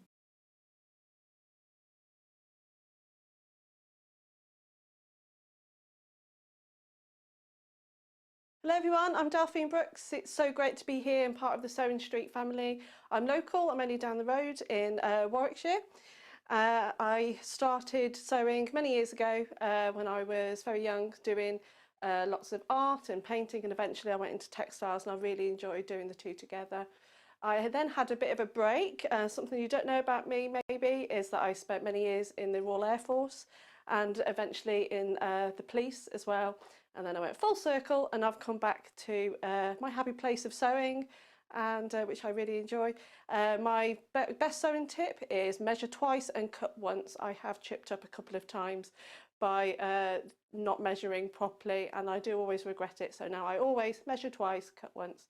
Anyway, I really hope to be with you again soon, and I look forward to seeing you again soon. Thank you.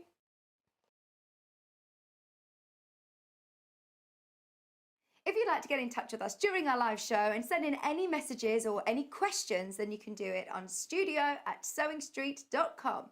Alternatively, you can message us on our official Facebook page.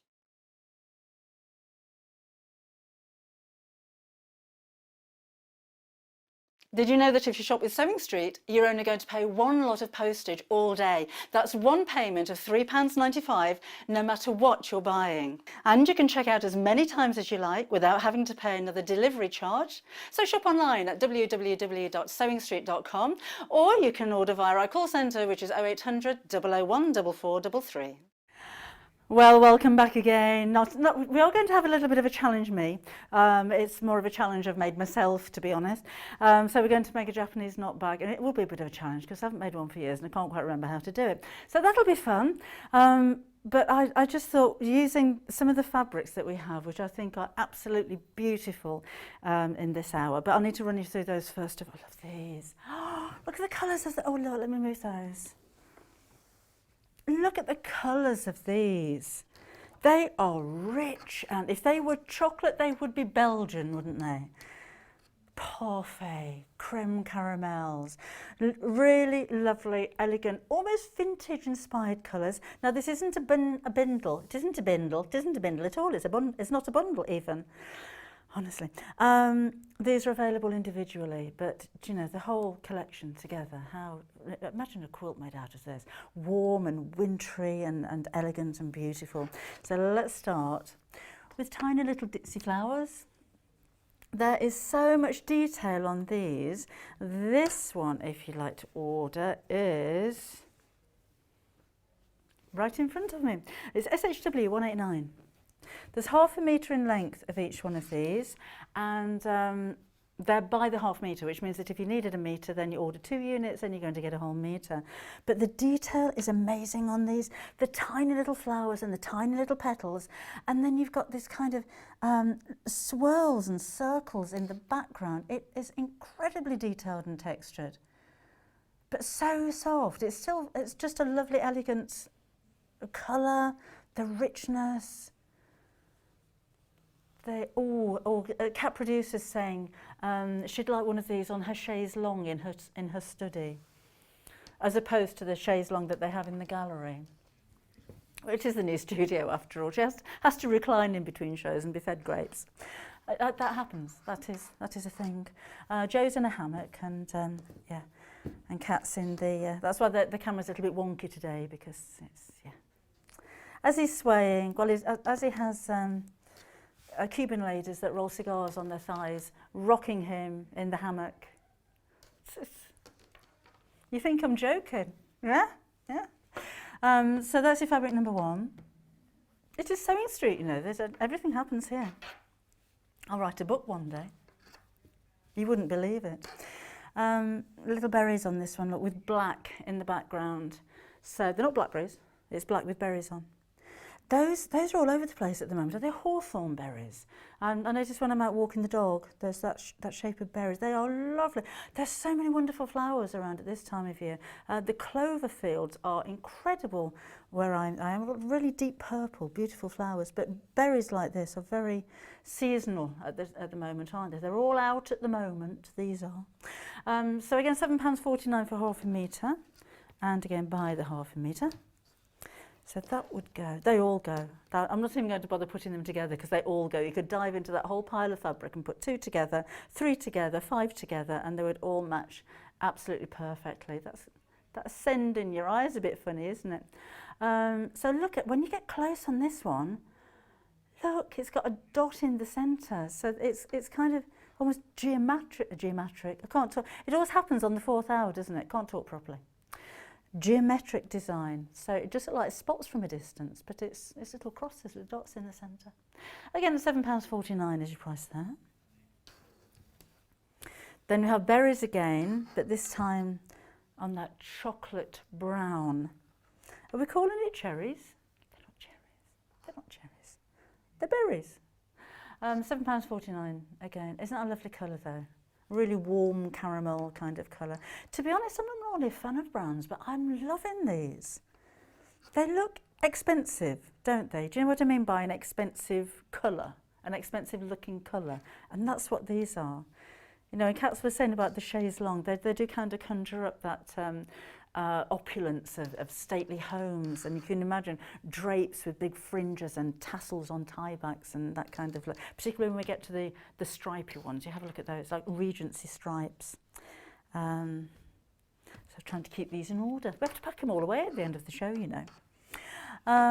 So this one's leaves, but again they're autumnal colours, so reds in the leaves, and we've got the little berries there as well.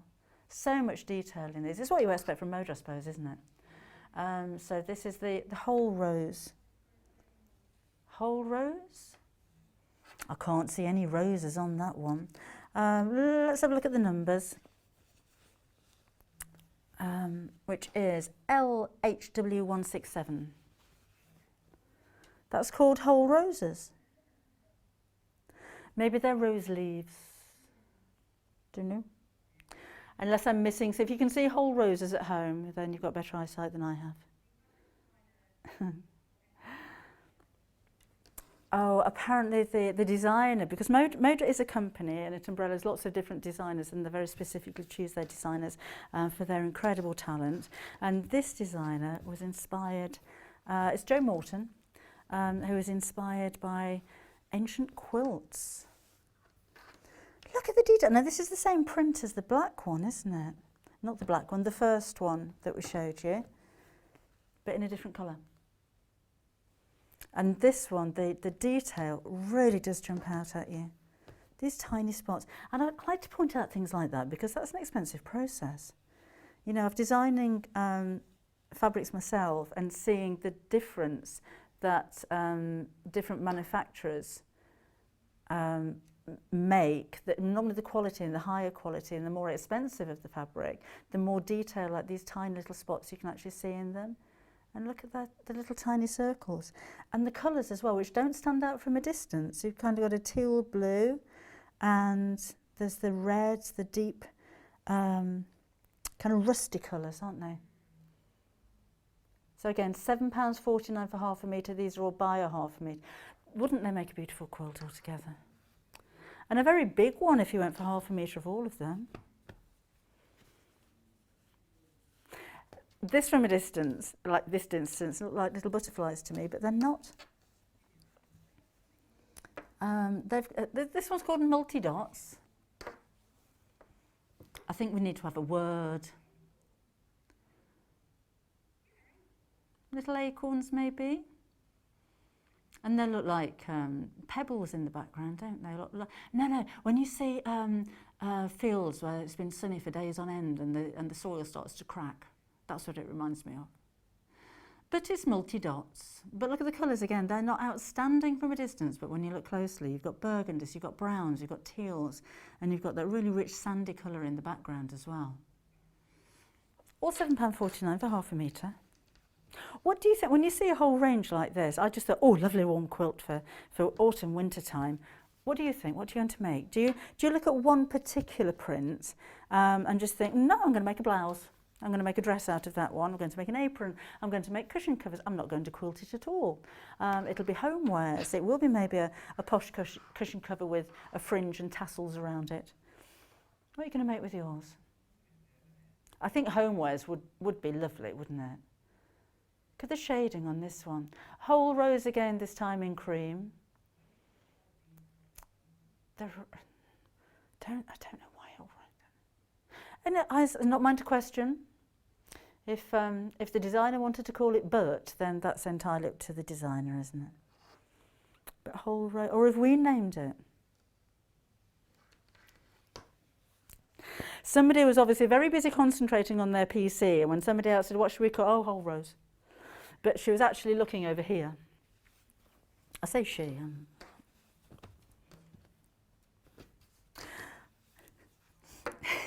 This one is the same print as the black, but this it's kind of got a brown spot in the centre, so it doesn't. The spots don't stand out as much, do they?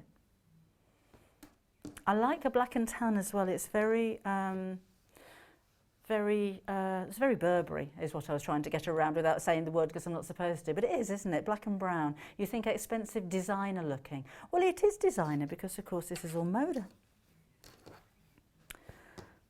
And that could be Christmas trees. It could be little people. It could be little Eiffel Towers. Little triangles. Diamond spotted fabric is this one. Oh, they are spots, look. So you have to look really close because the designs are so tiny. These are perfect for smaller projects as well. If you are English paper piecing, maybe with something even as small as 1/2-inch hexes, then you're not going to lose any of the design when you've got little Dixie prints and patterns like these.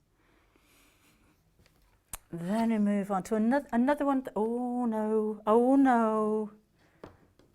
Oh dear me. OFW178 has just fallen off something. So that'll be that one.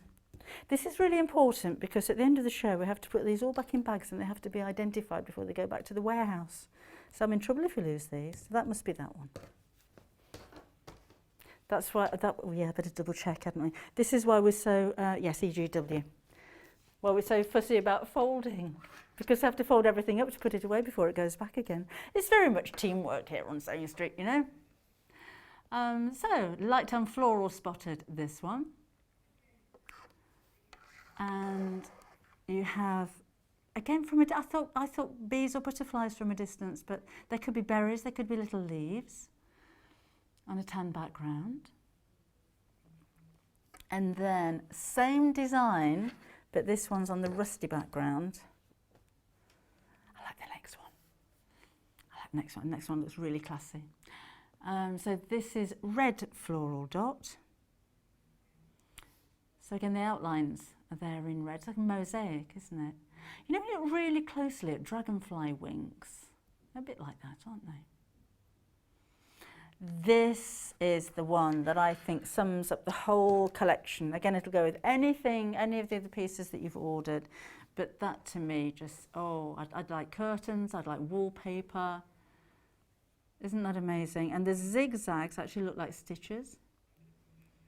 You could embroider over those, couldn't you? But again, look at that detailing. And those tiny little sprigs and twigs, and in the centre of the leaf designs is amazing. Even the outline, so tiny, so fine. Those like almost like fringes, like a blanket stitch up and down the cream sections down the centre. Tiny, You can barely see that when you look at them here. It's a beautiful fabric. I just want to open it up and show you what your half metre is going to look like. And the stripes go that way.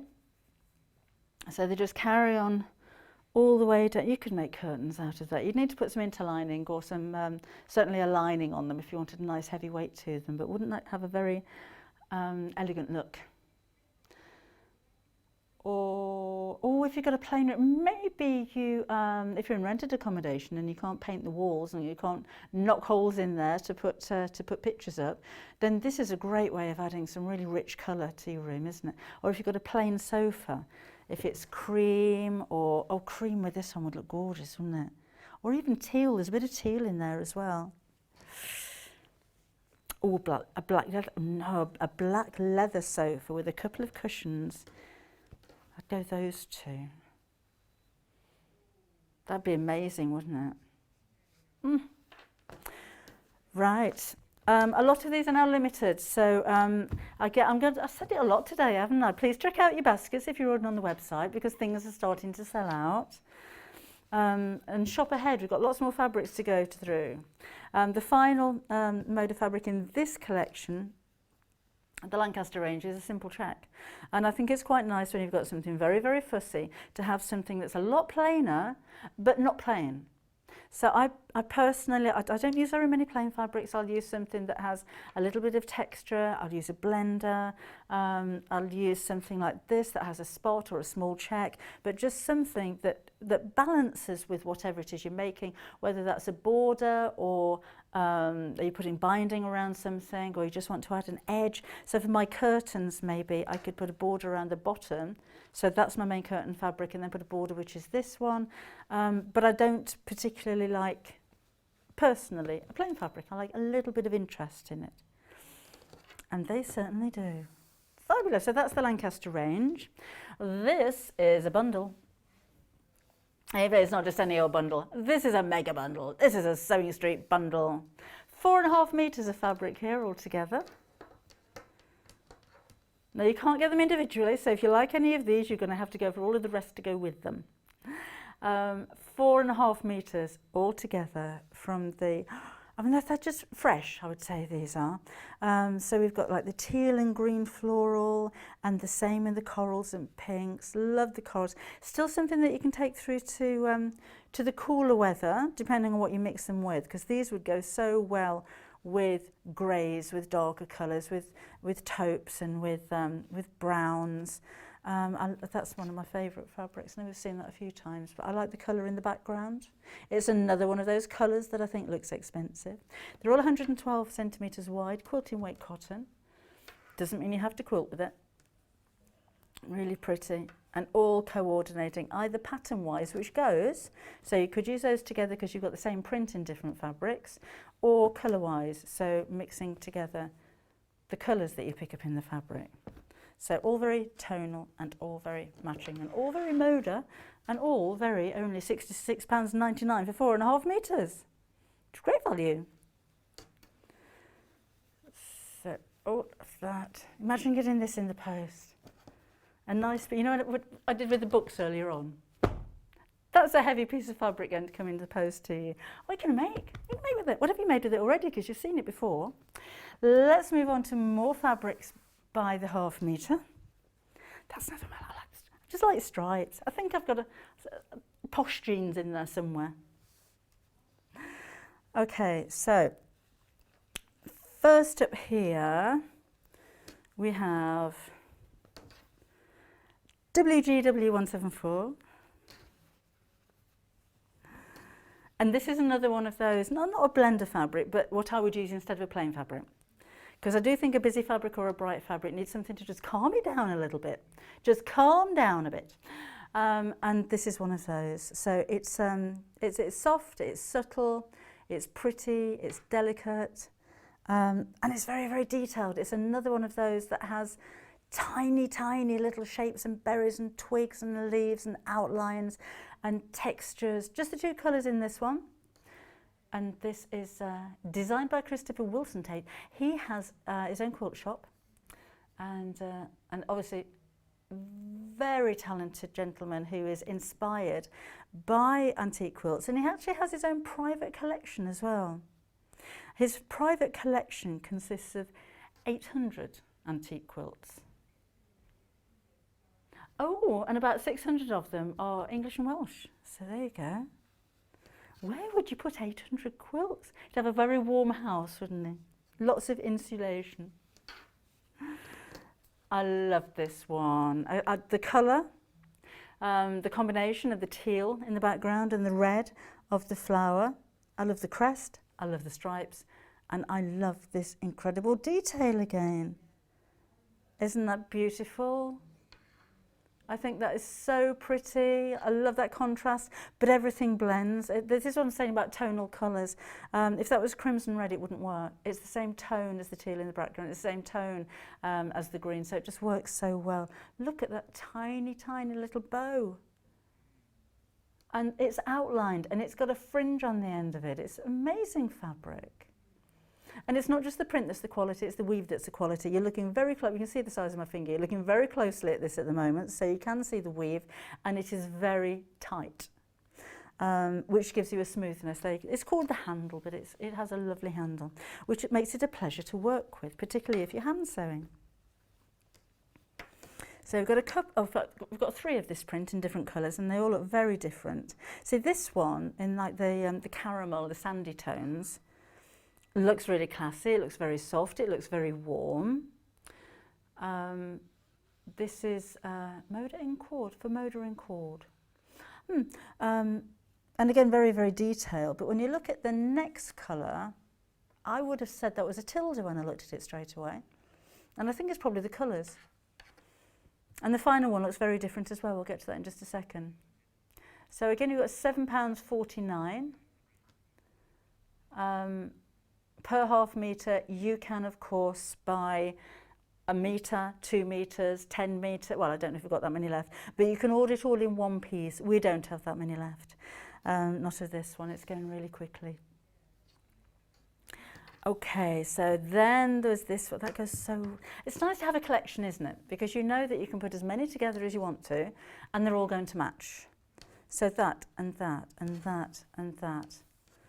It can be very difficult. I don't know about you, if you've been into a fabric shop, and I think Yvonne will back me up. She's got a shop where there's lots and lots of help and advice there, which you need a lot of the time, because I can walk into a fabric shop and say, well, I like that, and I like that, but I don't know if they go together, and are the colours quite right? You know, a lot of people aren't very good at actually picking out individual fabrics and matching them, but when you have a collection, although we're selling these individually, they are a collection, you know that the colours are going to be the same, they'll be from the same dye batch, there won't be any variation, because they've been designed to go together.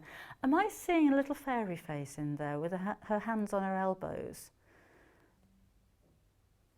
Or is that, I know it's not, but I'm seeing, that's her hair, and then she's got 2 eyes, and these are her wings, and then she looks like she's leaning on her elbows. It's a flower, I know, but or am I just seeing fairies in front of my eyes? Oh.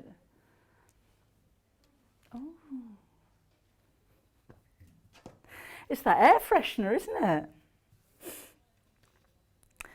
This one actually goes as well. So we do have 3 in this particular print. And again, don't they all look very different?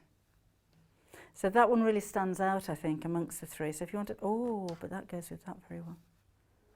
Oh, and of course it goes with that one very well as well, because it's a collection, so they do. £7.49, again, your price there. They all are. I'm still seeing fairies. Yeah?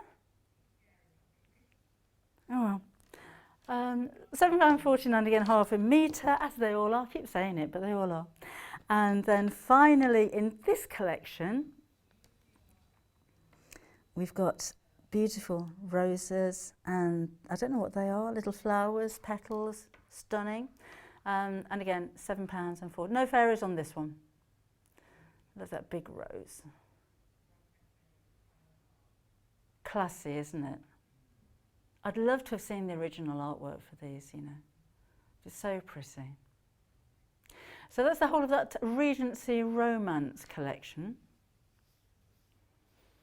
I'm still thinking homewares. I'm still thinking cushion covers for that one, or seat covers. Now I know it's not upholstery fabric, but if you put a strong interfacing on the back of it, you make it into a strong fabric. Can you imagine you dine, particularly Regency dining chairs, and have the seat covers made out of this, and then you can have your matching table runner down the centre. Oh, you're going to be the talk of the town at Christmas when you all lot come round to visit. We have an amazing picture to show you using said collection. Have a look at that in just a second.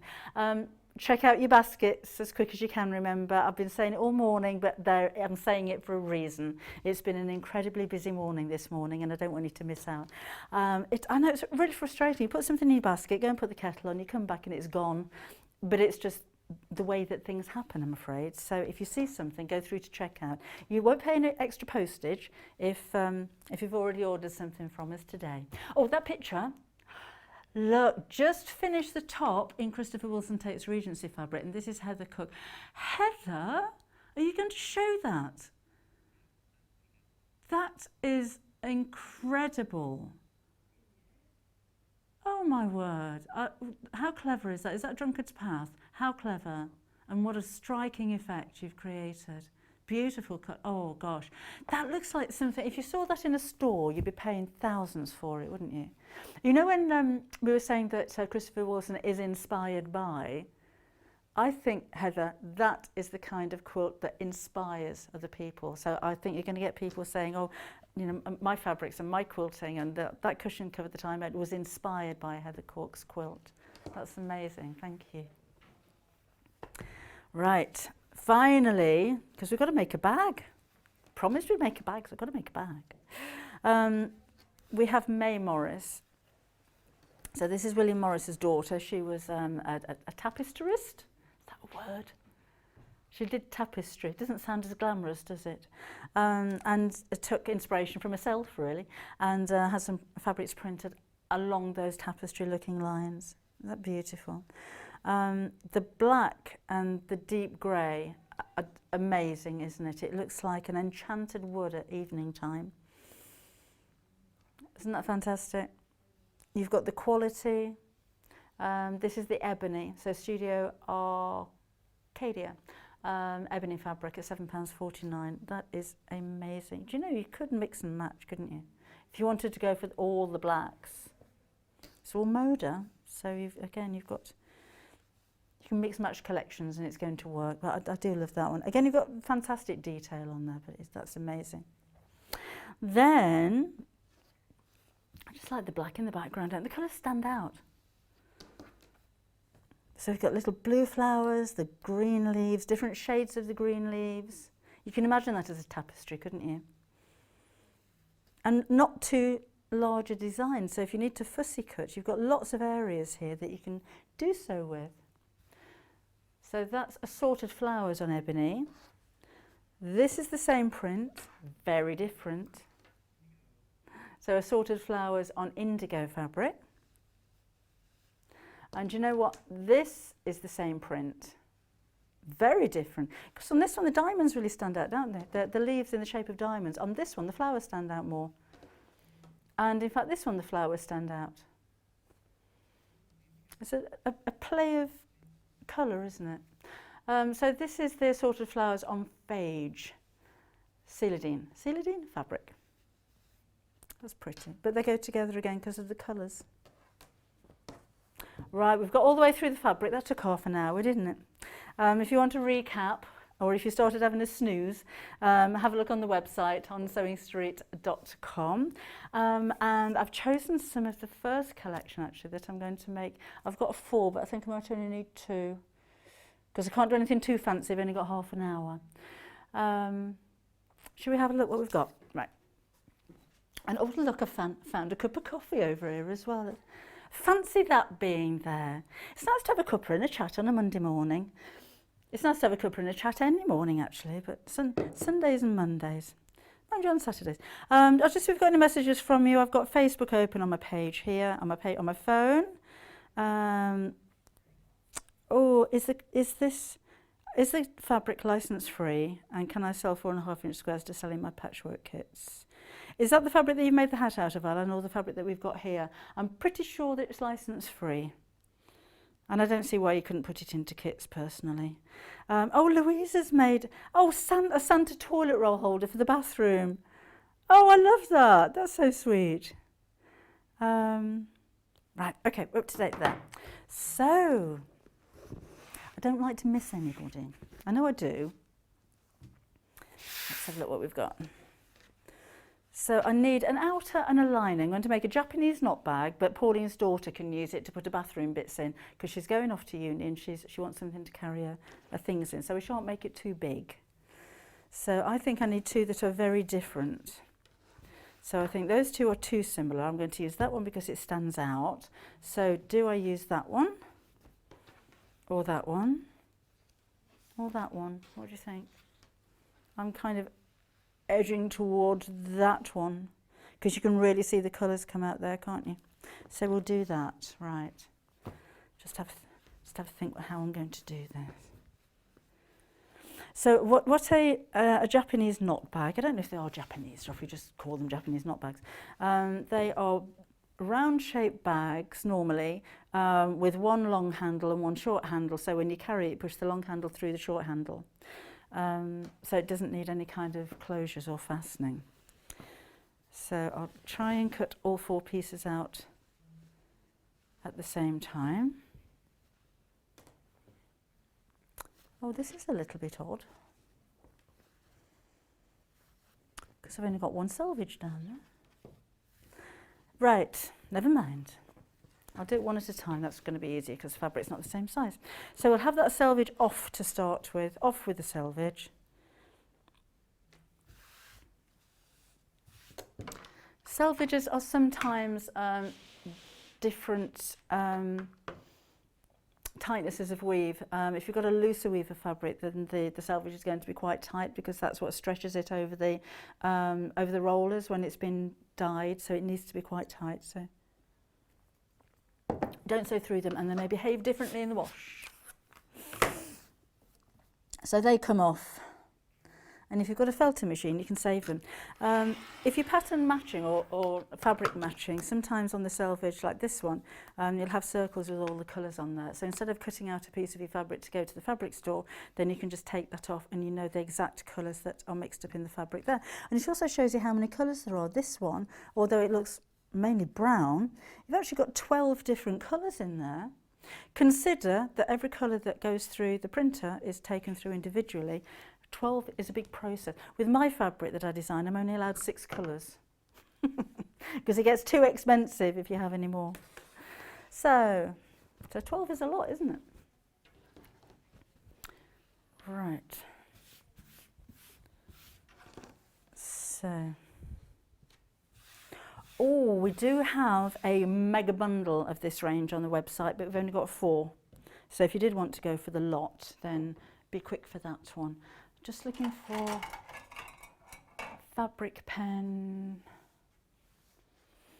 Excuse me while I just get my box.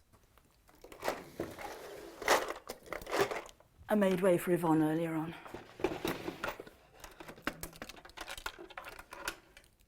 So let's have a think about this.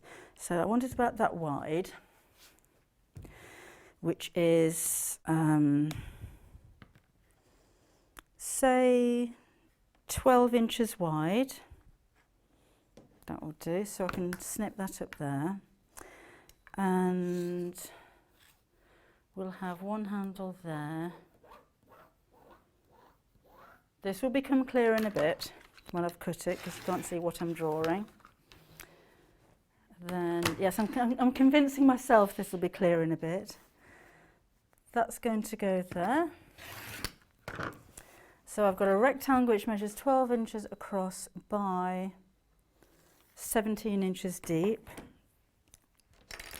And then I'm going to fold this in half and come down to about there. So my strap can be 2 inches wide. It will have a seam allowance. Let's make that 2.5 inches wide. And I'll need to make this bit into a curve with that being a right angle there. So scissors.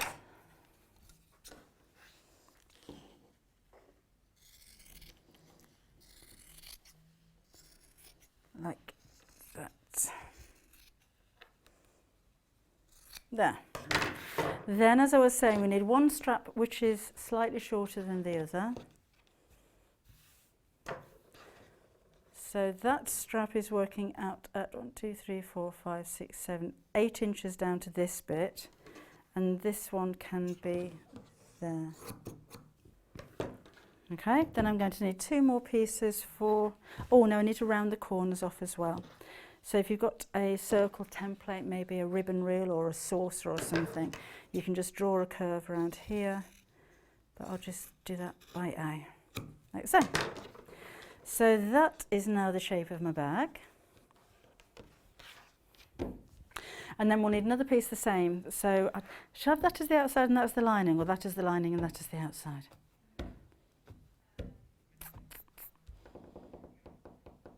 That one on the outside is the consensus.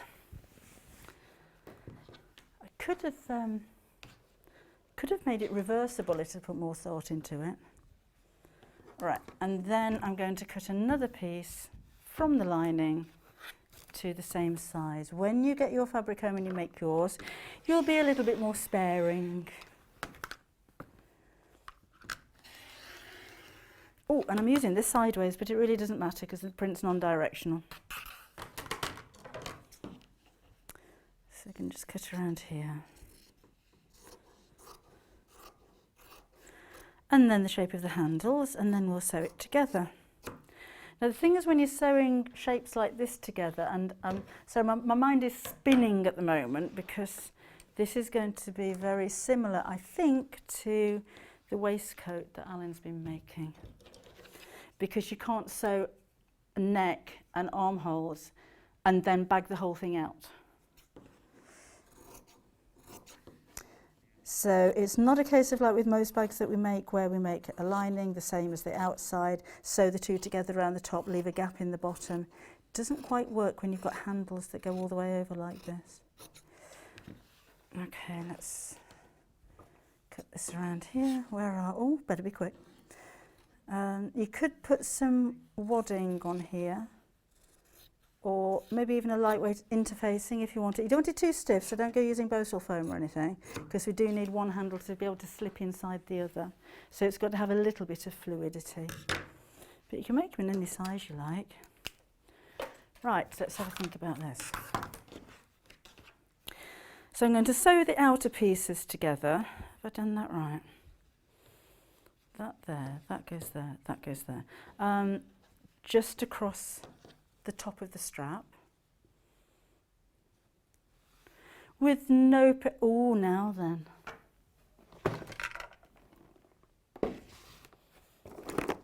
If you've seen any of the shows before at Sewing Street, Sewing Quarter, Sewing in medieval times, you would have realised that the only thread we have available is brown, and lots of shades of brown, and occasionally a little bit of green. But guess what colour my fabric is? So I can look perfect. Oh no, that one's even more perfect. We'll go for that one. I bet we don't have any bobbins in there, have we? But I did leave one on the top. Oh, brown thread. I've been cursing this brown thread for months, and then hey, we've got brown. That's mine. We've got brown thread. Right, I'll just put a bit of thread on here. Oh, I'll switch the machine on. Always helps when you're sewing. Not normally the way you should wind a bobbin up, but it's a quicker way. If you're sewing all day long, 7 days a week as a living, it's you tend to know how to gauge the tension when you're winding a bobbin like that. Right, so that goes there. We have lots of machines on the website as well. I'm using the little 550 at the moment, which is our most affordable sewing machine. It's still got 50 stitches. It's £499. It's Elna, one of the most reputable sewing machine manufacturers in the world, and it has a 2-year warranty as well. And although this may look like a compact little machine, it is absolutely feature packed because it has a start-stop button. You don't need to use a foot pedal with it. It's got automatic 4-step buttonhole stitches, a needle up-down function. We can drop the feed dogs on it. It's a nice little machine. Okay, so I'm just going to sew across the top of the shoulders, but I'm not going to do that on the lining.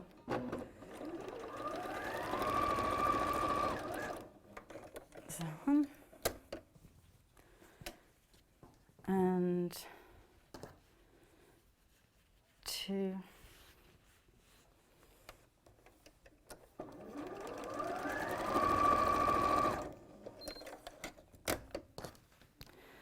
So if that's kind of my finished bag, that's how it's looking. But that goes underneath there. So you just hold it with one thread, which is why it was called a knot bag. So let's sew around the base of the bag. Can you still hear my mind ticking? Because I'm still making it up as I go. So I need to get underneath there, but I just need to sew. Ah, right, I remember. I need to mark this, because I need to sew from about there down. So let's get the mat under there. If you just made one of these at home, help. Whose idea was it to do a Japanese knot bag? So just underneath here, oh yeah, mine, and there. And then I'm going to put the same marks on the lining. I think I need a new pen. Just on one side of the lining will be fine.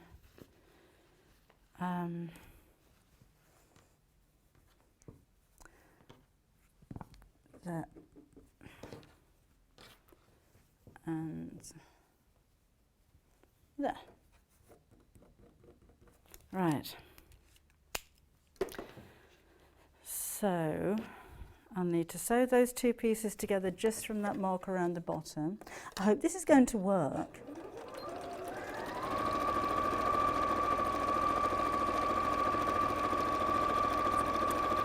So around the curved section, keep that nice and curvy. Just the bottom.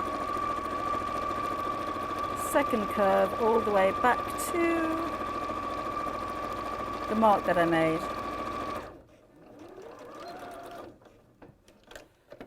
Right. And then we'll do the same with the lining. I'm not going to sew across the shoulder bits on this one. I'm just going to sew around the bottom of the bag.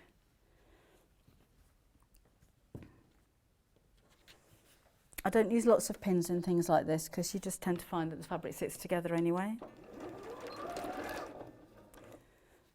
And just do the same again. So I'm just matching up the raw edges as I'm going.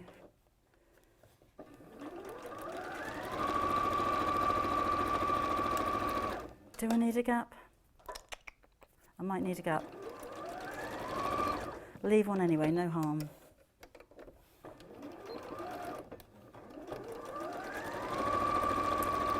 And curve around and back to the mark that I made.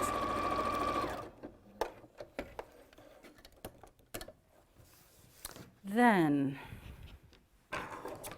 let's snip that. Trim back the curves a little bit. If you've got pinking shears, then that helps, just on the curve bit. Don't need to do it on the lining. And then we'll turn this the right side out. And then we'll put these, oh no, is that the right side out?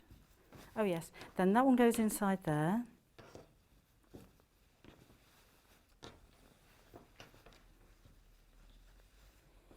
And we're going to sew around the curve section and stop sewing just before I get to the end. Because if I sew all the way around here and all the way around there, I won't be able to turn it the right side out. Have I got that right? So I should pull it through one of these. Okay, we'll have a go.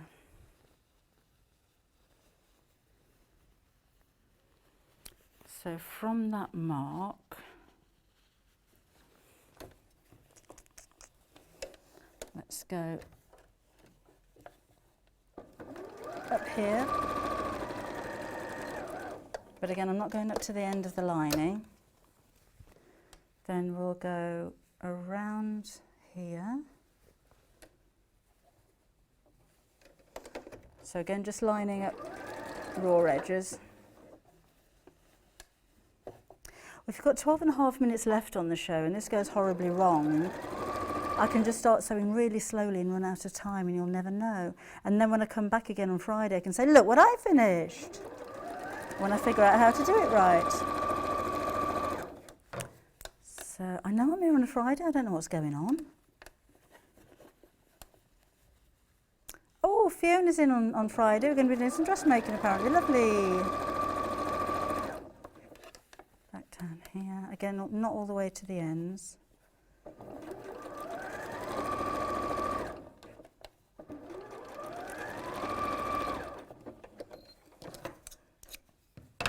And then the same around this side.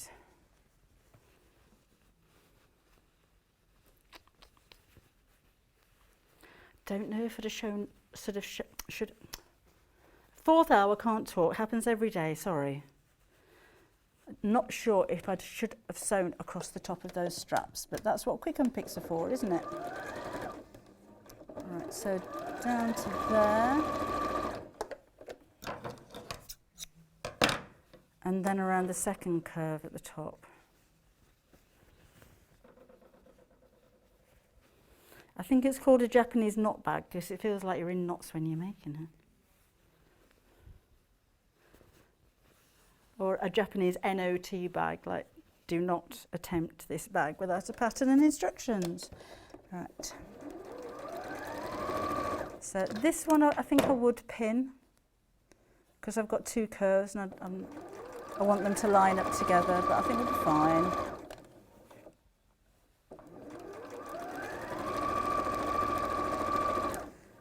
So all the way down, then I've just got one more strap to do there. Again, not all the way to the end of the lining.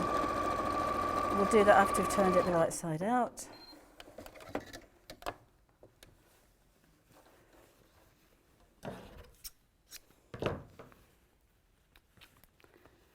One final bit just on the inside of the handle.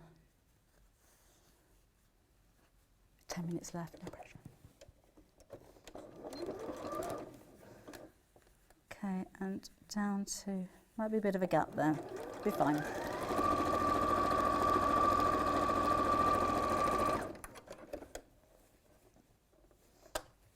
Just needs coming back up there a little bit.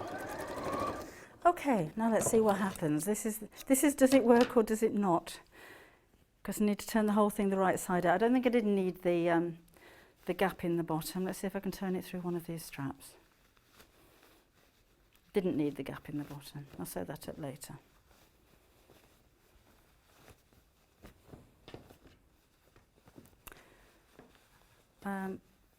Oh, the brand sold out of these fabrics now, by the way. The cream is still available. So, come on out. Come on, come on, come on.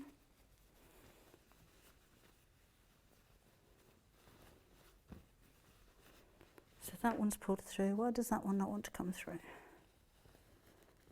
There we go. Oh, that needs to be on the inside of that bit.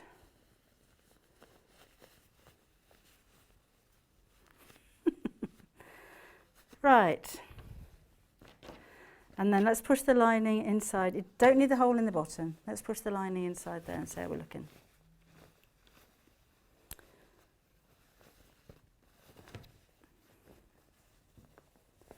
Go on in. Are you keeping up, Pauline? Right, so that goes inside there like that. And that needs to be inside that one.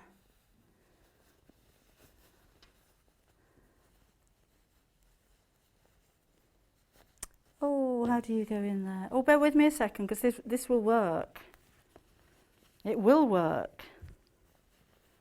So we're okay there. That's on there. I'm going to unpick the stitches on the top of that one because it's going to be easier than trying to unknot it. So you've got more time than me when you have a go at home, so it'll work. Right, so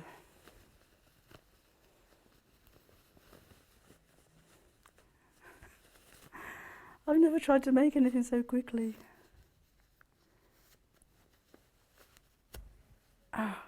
Oh, Glenys is, oh, thank you, Glenys. I'm glad somebody's loving it.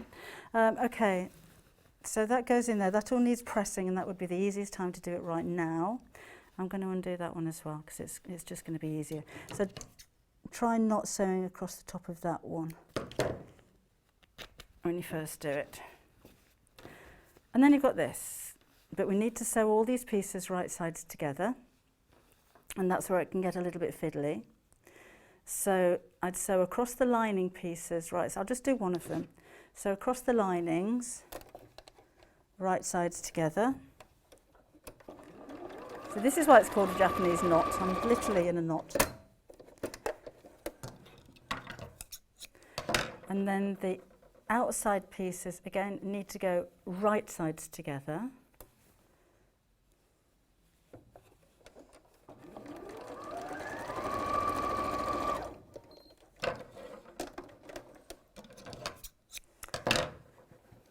And then these will line up like so.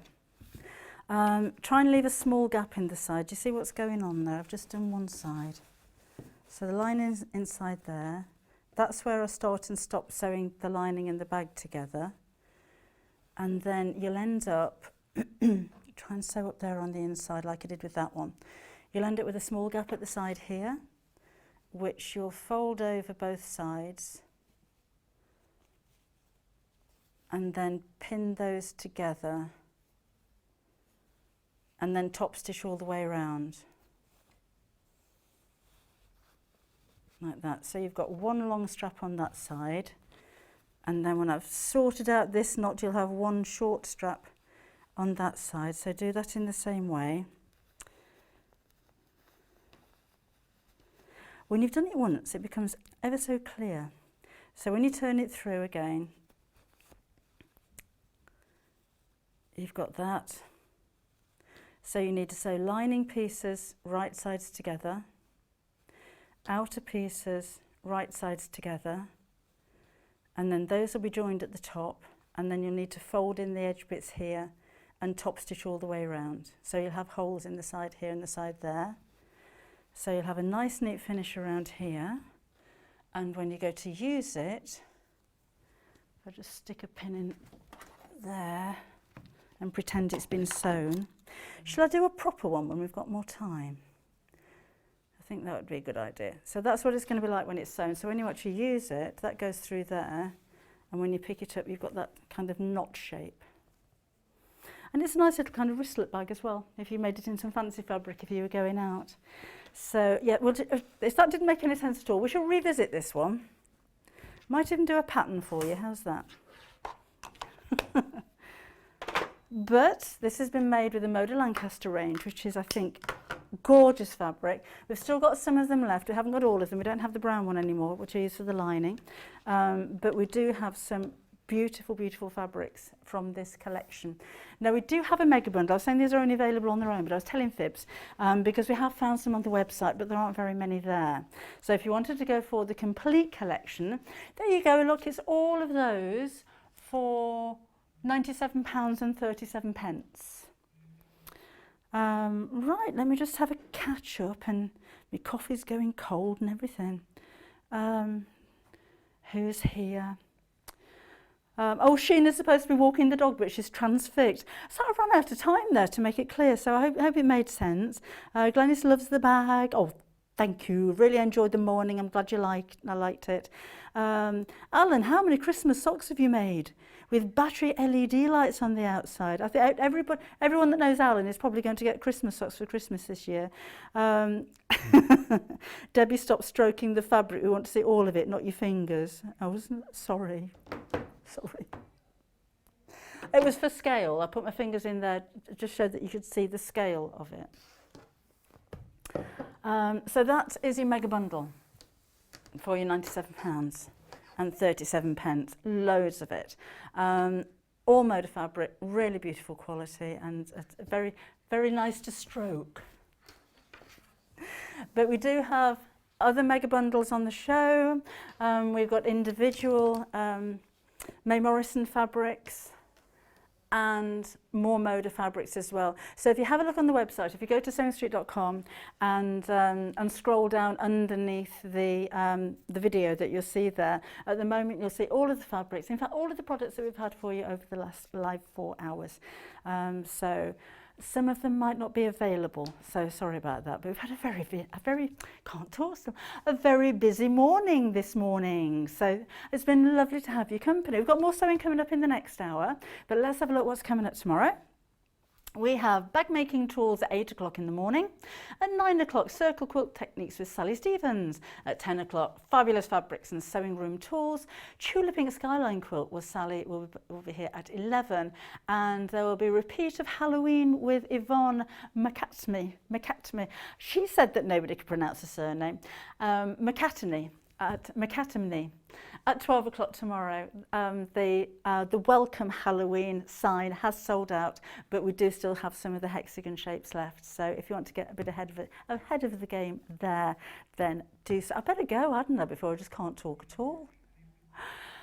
I shall see you again tomorrow. Thank you for all of your comments and thank you for all of your questions. It's been really a pleasure to have your company this morning. You keep us going.